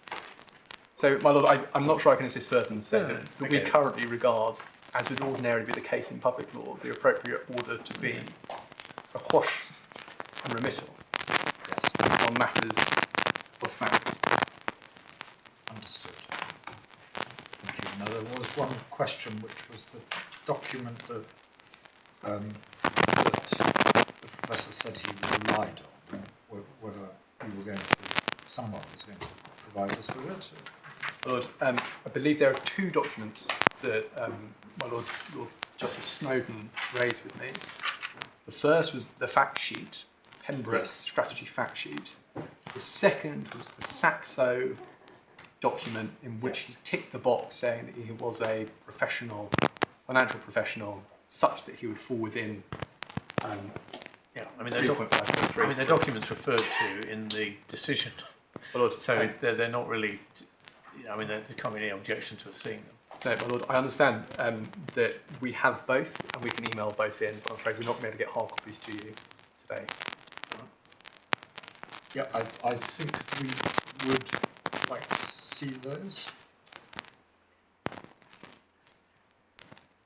I suspect we could have it emailed to a court clerk before the close of the hearing. Thank you, Mrs. Further. Thank you very much. Yes, Mrs. My Lord, first of all, standing back at the purpose of the rule which I opened with, it's to protect those who are not capable of making their own decisions. It isn't to protect those who lie about their experience or who put forward, in a bit more moderate way, an account of the position that isn't actually correct. And that's what's happened here. And the Ombudsman found that that's what's happened. The explanation given for ticking the boxes of CMPs thinking they were shares or anything else wasn't accepted by the Ombudsman, as I showed you. And the Ombudsman actually said in terms that he would have to apply his mind the different information requested in the form, which is why the explanation wasn't accepted, and he was given a lot of opportunities to explain it. On the basis of those representations, Linear was entitled to, we suggest, and did accept the application. And any other construction of the form would require a burden on firms to essentially weed out those who are not telling the truth. Now, my Lord, the second point that was made today was that the original complaint did contain a question on classification. We were surprised about that because the Ombudsman in every decision referred to the fact that it hadn't been raised in the original complaint and no challenge was made, and indeed in the final decision, as you note, first of all at page 228 and also paragraph 145, and that's in core bundle tab 16, it seemed to be quite clear that it was common ground it hadn't been raised, and all of the correspondence from the professor accepted it was talked about his original complaint. There were two paragraphs in the decision. 145 is one, and what was the other one? I will just give you a page on this. Let me just find it.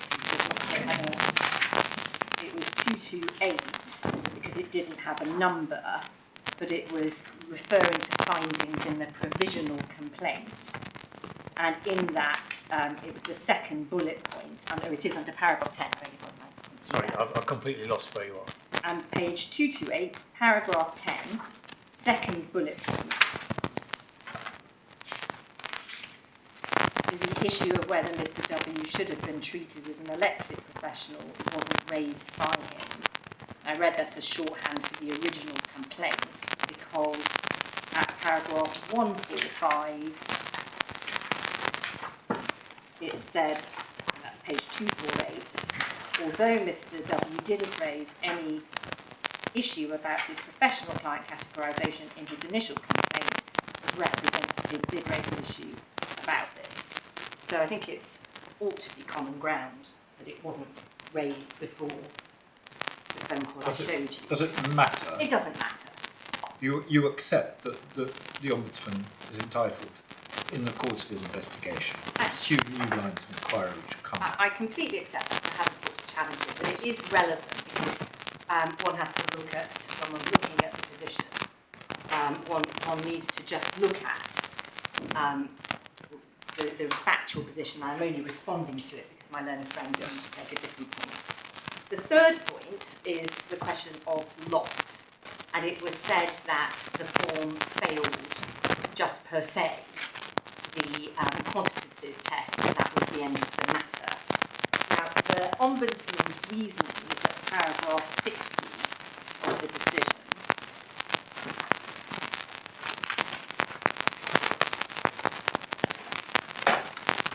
And that's page 236 of the core bundle at tab 16. And the first point is that he starts off by saying he didn't have the previous experience, so he needs to know how to satisfy it. But then he talks about the point that the professor has taken, namely if you take it at face value, it doesn't satisfy the test because you can't judge from the number of lots that the trades are of significant size. Now that's not right. The form asked for information about the number of lots, and the largest bracket was 20 plus, which is what the professor picked. And my learned friend showed you a passage from the Spreadex decision. I think contract difference have moved on quite a lot, but just taking his point, you'll remember he said that even small amounts can have a significant effect because of the movement. So it matters not, as the Ombudsman speculated, and I'll come on to that point, if the lot was in £1 lot lots if the largest bracket was 20, because it would still show significant trading. The minimum traded would be £20. But the idea that it might be £1 or £100 was just purely speculative.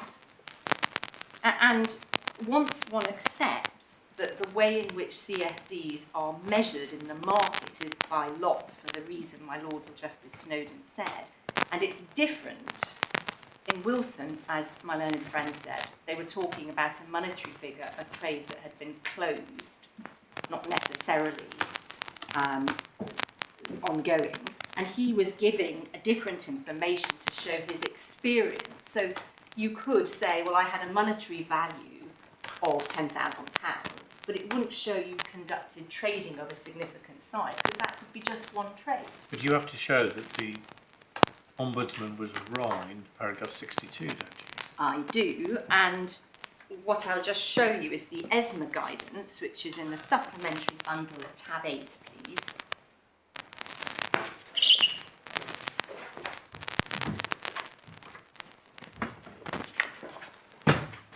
And it's the last page of that tab at page 60 of the bundle, under question 4.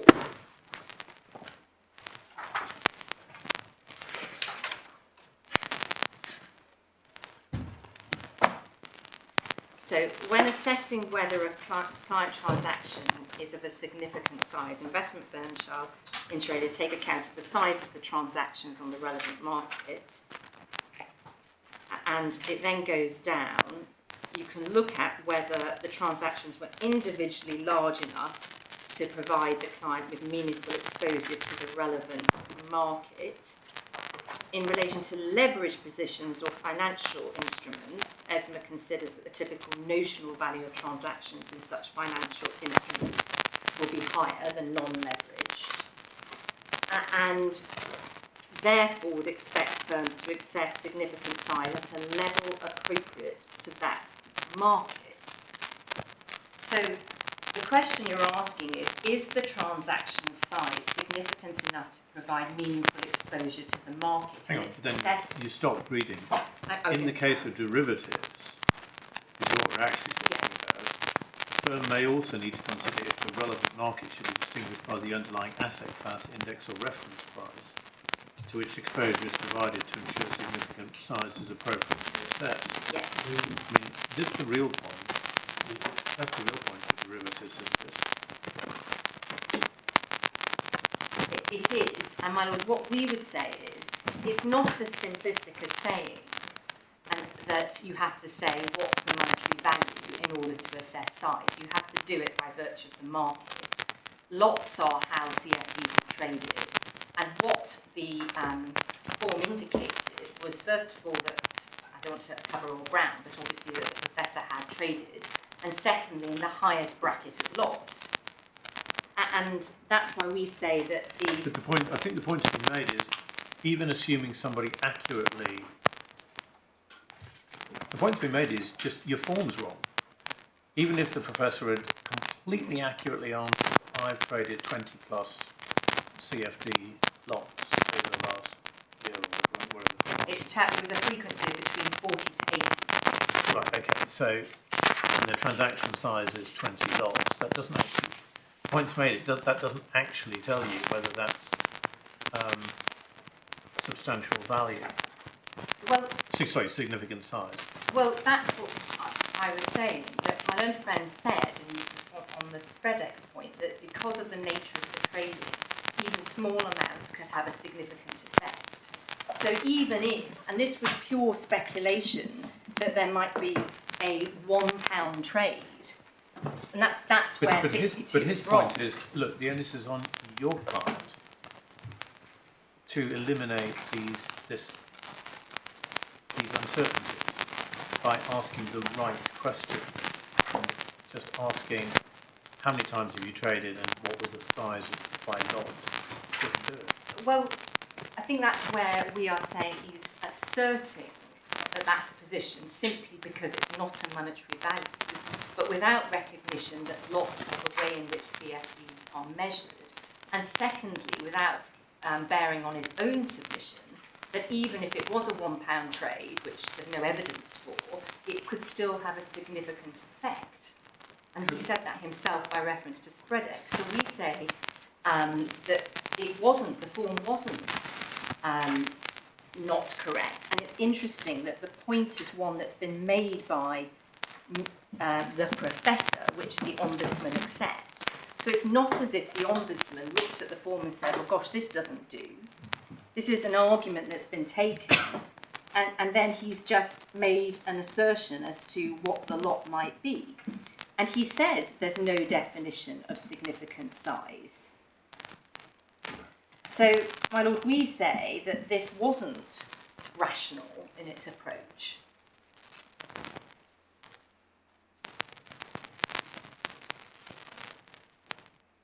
And obviously, transaction size is equal to lot size multiplied by lot number.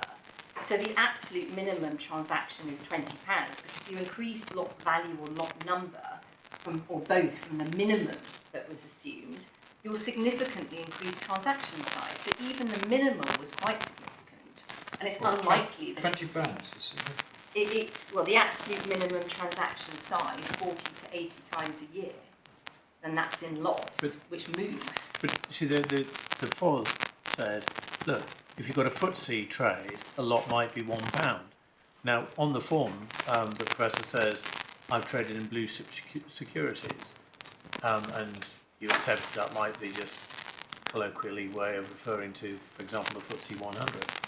So that question could actually suggest no more than he traded in CFDs with a value of 20 quid. But 40 to 80 times a year, and those trades would be significant because of the movement of the market. I mean, it's very unlikely, it's unclear where the number of £1 comes from, and we would suggest you can't just But assume a lack it's of £1. clarity isn't your friend in this case. No, I understand that, but what I'm saying to you is 2 points. One is that even if it's £1, it would be significant within this market because of the frequency of the trades and the market movement. Could be.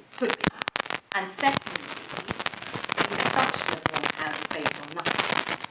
So one can't make that assumption. But even taking it against me, it's still significant. And the question is directed at trying to establish that somebody has traded significantly, and it's only one of the questions. And notably, in the cases that we've referred to, the Spreadex case, the Wilson case, and Bank Union, the courts weren't actually particularly rigorous in Spreadex, so wanting compliance with absolutely everything. Now, I'm not suggesting here, but my point is that the purpose of the assessment is to ascertain whether the professor was capable of trading the products and understanding the risk. And these questions did allow an adequate assessment and reasonable assurance because he was trading in a specific product very frequently, more than 2 years, at the highest number of lots, and had the money to go into carry on trading. In a sense, no one's asking him to establish that he had traded at a certain level. It's simply that they should be significant enough that he understands the risk. So the purpose of this is for it to be not de minimis, and that's what's behind it. In any case, the Ombudsman clearly put this as a secondary reason. Now, my learned friend said, well, if you just had this, it would have been enough. And that's a matter for your lordship to assess. It isn't how the decision reads.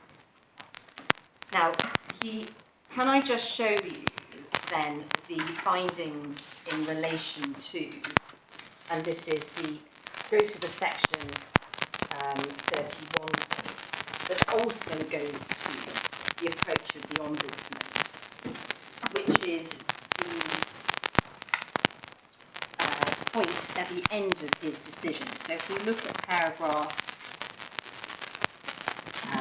it starts from 72, please, on page 237.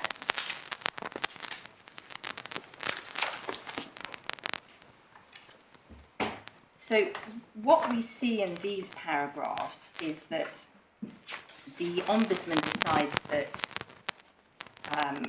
CFD trading is high risk, that's in paragraph 72.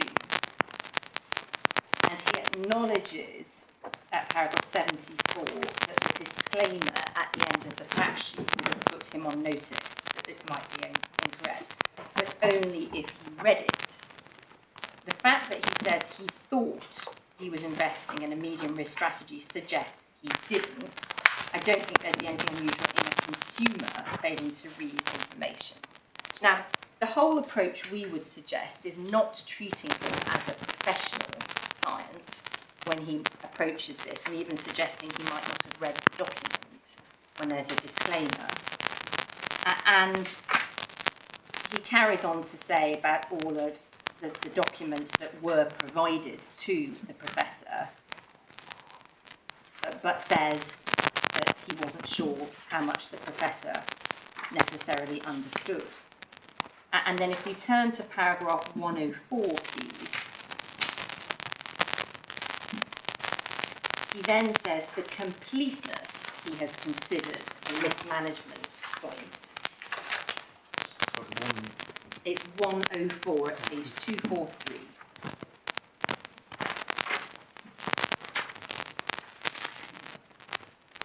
It says the completeness he's considering this, and he then reaches a finding about how the account was managed at 114 to 115.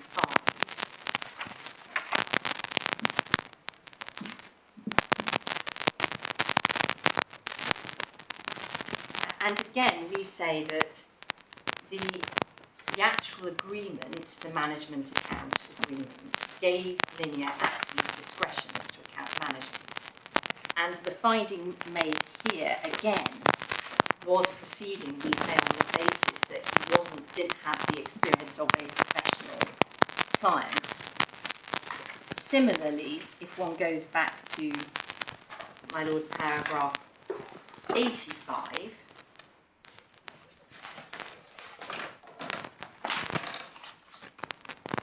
this is the finding regarding fees. Even if you've got complete discretion, don't you have to treat your clients fairly? Yes, absolutely. But what we would say is that once you approach this through the prism of this being a consumer more in need of protection, you may find, as he did, give more generous, as he says, I can believe that he might not have read it. And that's why we're saying that if, in a nutshell, that if ground one was overturned, you couldn't necessarily suggest that the very same findings would have been made in relation to section 31, because you can see within the decision the approach, similarly from 85, you can see within that decision that he was very influenced by the classification. Put another way, it's hardly likely that the result would be the same where the decision maker couldn't rationally have reached that outcome. And here, the grounds on which he appears to be reaching the outcome do appear to be tied into his approach of the consumer. And the other point is applying Bradbury, which was the case my learned friend relied on. The question is the significance and impact of the error on the decision-making process, and the client classification ground was a major question. Even if he had found another breach, which he would go on to do, it can't be assumed that he would have ordered the same redress. And it can't be assumed that he would have applied the same approach, because Cobb's rule created the two tiers of protection, Cobb's Max for retail clients and Cobb's Light for professional clients. And a key example of that for your note is Cobb's 4.2.2, which is in the authorities bundle at tab 24, page 5.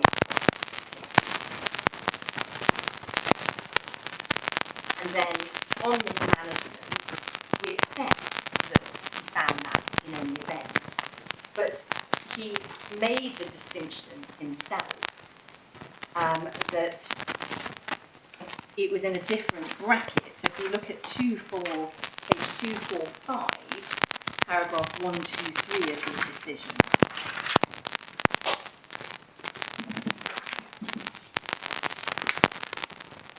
You see, put simply, if Linear had complied with its regulatory obligations, Mr. W wouldn't have used the service. Furthermore, I found it mismanaged his account once it started providing a service. So one can't assume that if ground 1 was reversed, he would necessarily have put the same weight that he put on ground 2. I thought my point is, if you succeed on ground 1, which is what you're suggesting at the moment, Yes. first of all, Gotts wouldn't have been in this investment portfolio at all. Exactly. And that's what you can see from 1, 2, 3. So, clearly.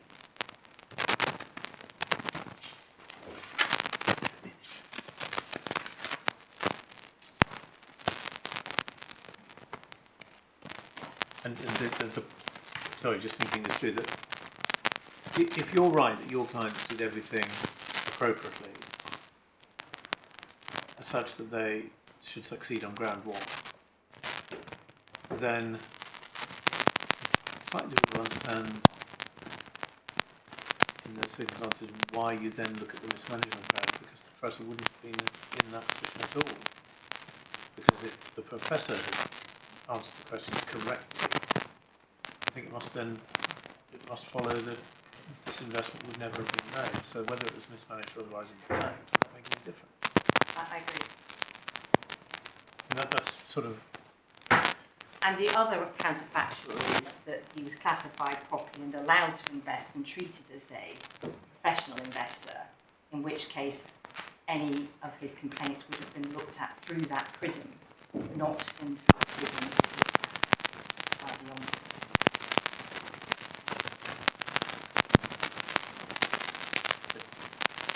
If you're wrong on that, you're wrong on ground 1, I'm wrong on ground 1.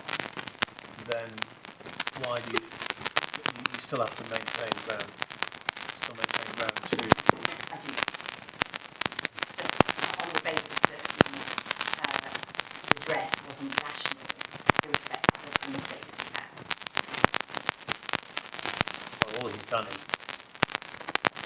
if you're wrong on ground 1, what the clause has done is to say where would an alternative, instead of just confining him to repayment money plus interest at 8%, the assumption is he would have gone into a different investment, and you were told twice what that other investment would be. Indeed. But he said... And you didn't say, hang on, that's completely wrong, irrational on any footing. No, and I accept that. What I would say is the correspondent was very clear that he claims that he would have the money in cash since portfolio. So it does appear to be somewhat inconsistent with any basis of decision. But that's the highest I can put it. And ground 3 heard my admissions. It broadly boils down to the point that Justice Snowden made, which is if he'd never been in it, if he'd never made the representation that he would have been in it, and if he answered it truthfully, he would have been in it, so he must take responsibility for that. And we've given a bracket pragmatic, because it seems to us that the court can give a rational opinion on the level of contributory negligence without it having to be remitted. It's different from the Garrison case where it required further investigation.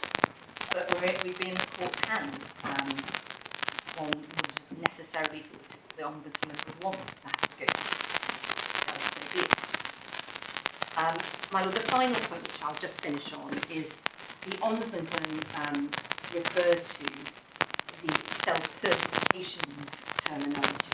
Now, one can see from the context of that, self-certifications, in plural, was referred to as shorthand for facts affirmed by a certification. It wasn't saying that all we did was what Edward was suggesting would not be appropriate. So there's a big distinction in the terms. But one does really come back to that point that I made at the beginning, that here you have an individual who has organised and found not to have satisfactory explanation he gave, and no satisfactory explanation in some vulnerable, uneven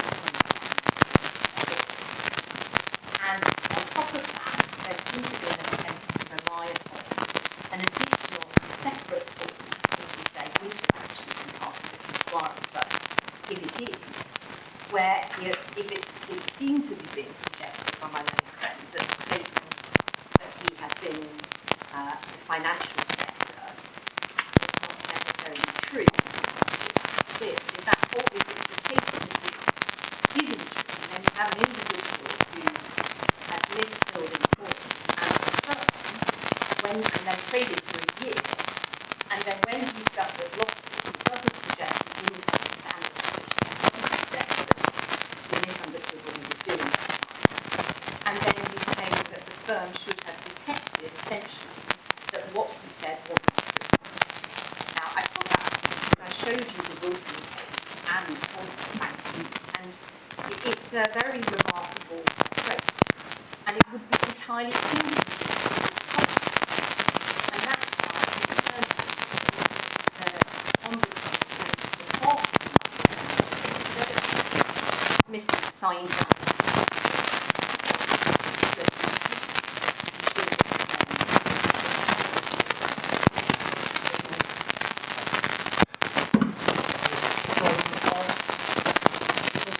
Thank you. I think I've only got two very short points.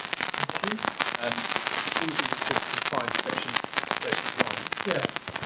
The first is in relation to compensate. My learned friend has sought to emphasise the fact that reference decision to CFD relations typically under the power of would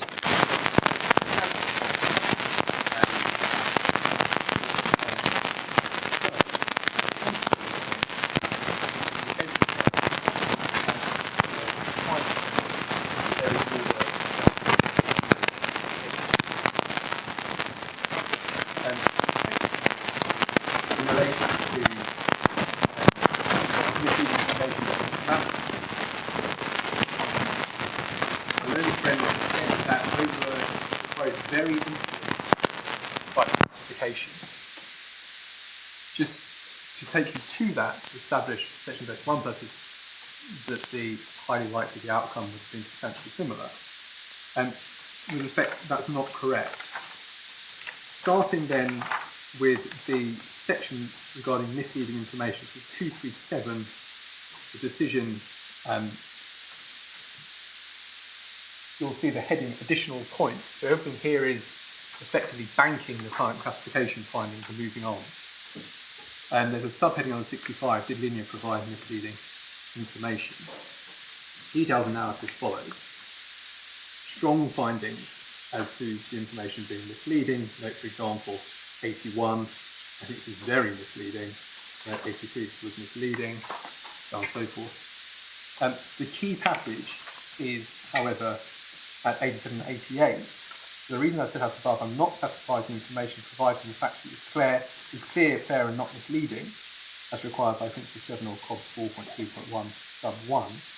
I acknowledge that COBS 4.2.21 allows that the information needs of professional clients may not be the same as for retail clients. However, the principles and rules don't allow Linear to provide unclear or misleading information to any client. That's obviously right. The fact that you are a professional client doesn't allow a firm to mislead you.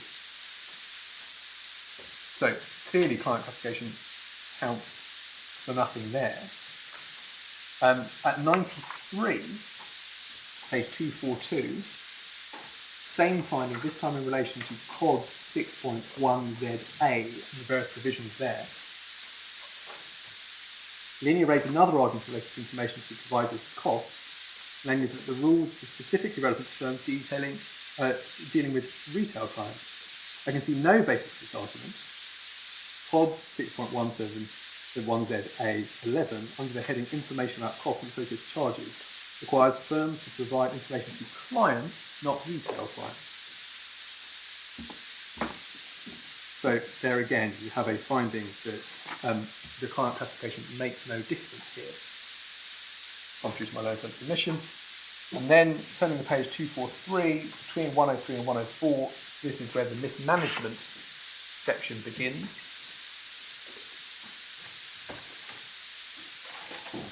There's length analysis there. The trading is not consistent with the medium risk mandate as the professor understood it. Also, only traded CFDs, contrary to the paragraph 17 of the MGAA. And thirdly, trading in its CFDs at a rate vastly shorter than, or a frequency vastly greater, say it another way, than had been suggested. Then going down to 115, I'm not satisfied with the way Linear managed the account, so due regard to the best interest of the client, note, not retail client, not professional client, the client, as required by Principle 6 of the FCA high-level principles, firms pay due regard to the interests of its customers and treat them fairly, and CODS 2.1.1, and then below there's a finding in relation to Principle 2, to very quickly take you back to those, but I think you have them from an earlier reference I gave you. They are in the bundle at tab 22, Bundle of Authorities, tab 22, page 547. Both Principle 6 and Principle 2 do not make any reference to client classification. These are principles which are the substrata for all of the COBS rules, and obviously you don't mislead your client regardless of their categorisation, and you don't fail to have regard to their interests or treat them fairly, regardless of classification. So, with respect, that point has been put rather too high, and we rely on those findings carefully considered in relation to section 31, and you have the points as to their relationship to the overall outcome and redress with those various passages which state in turn how the causation is that each of the breaches bears on the outcome, namely they are multiple, sufficient, independent breaches.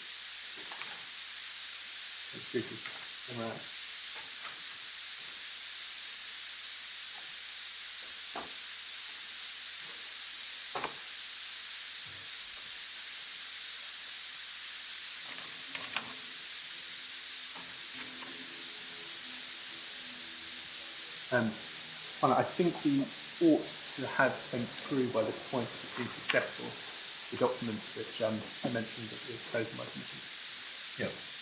So those should be in inboxes. The Linear Investments Ltd client application form, that's what's referred to as the SAXO, is it? Yes.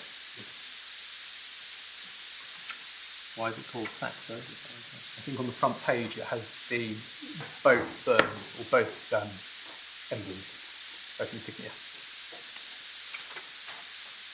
No. The second one. Ah, sorry, yeah. So I do apologise, I'm working from memory. No, I'm sorry, that's right, I think it's... Yeah, sorry.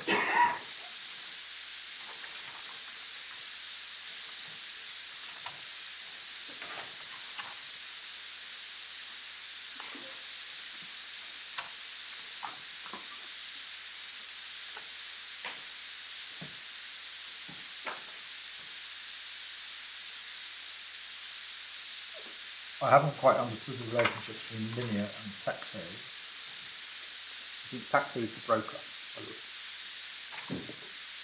Okay. The Linear is the regulated firm, Saxo is the broker.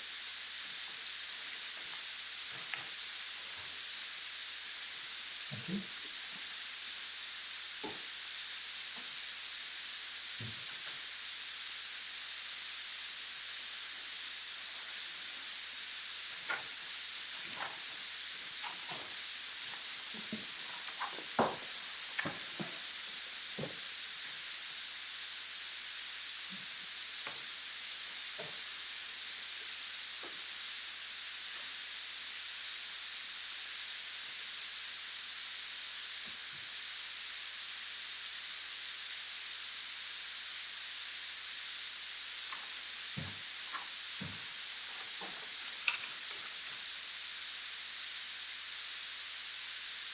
Thank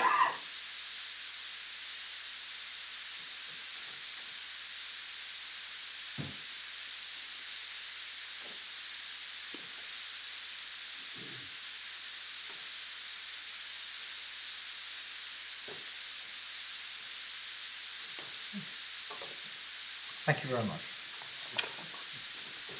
Well, thank you very much to both of you and for those sitting behind you. We will reserve our judgments. They will be handed down in the usual way. As you know, that means that drafts of the judgments will be circulated for the limited purposes set out in the authorities. They come with a fierce embargo on them, which means what it says. It's your opportunity to correct our typos and other obvious errors in which we argue the case. We will then hand down the final judgments by circulation without attendance. You will also receive instructions to hopefully agree and lodge an order giving effect to our decision, or if not, short written submissions indicating the areas of disagreement, and those will be dealt with on paper in the normal way. Thank you all very much. What around the table?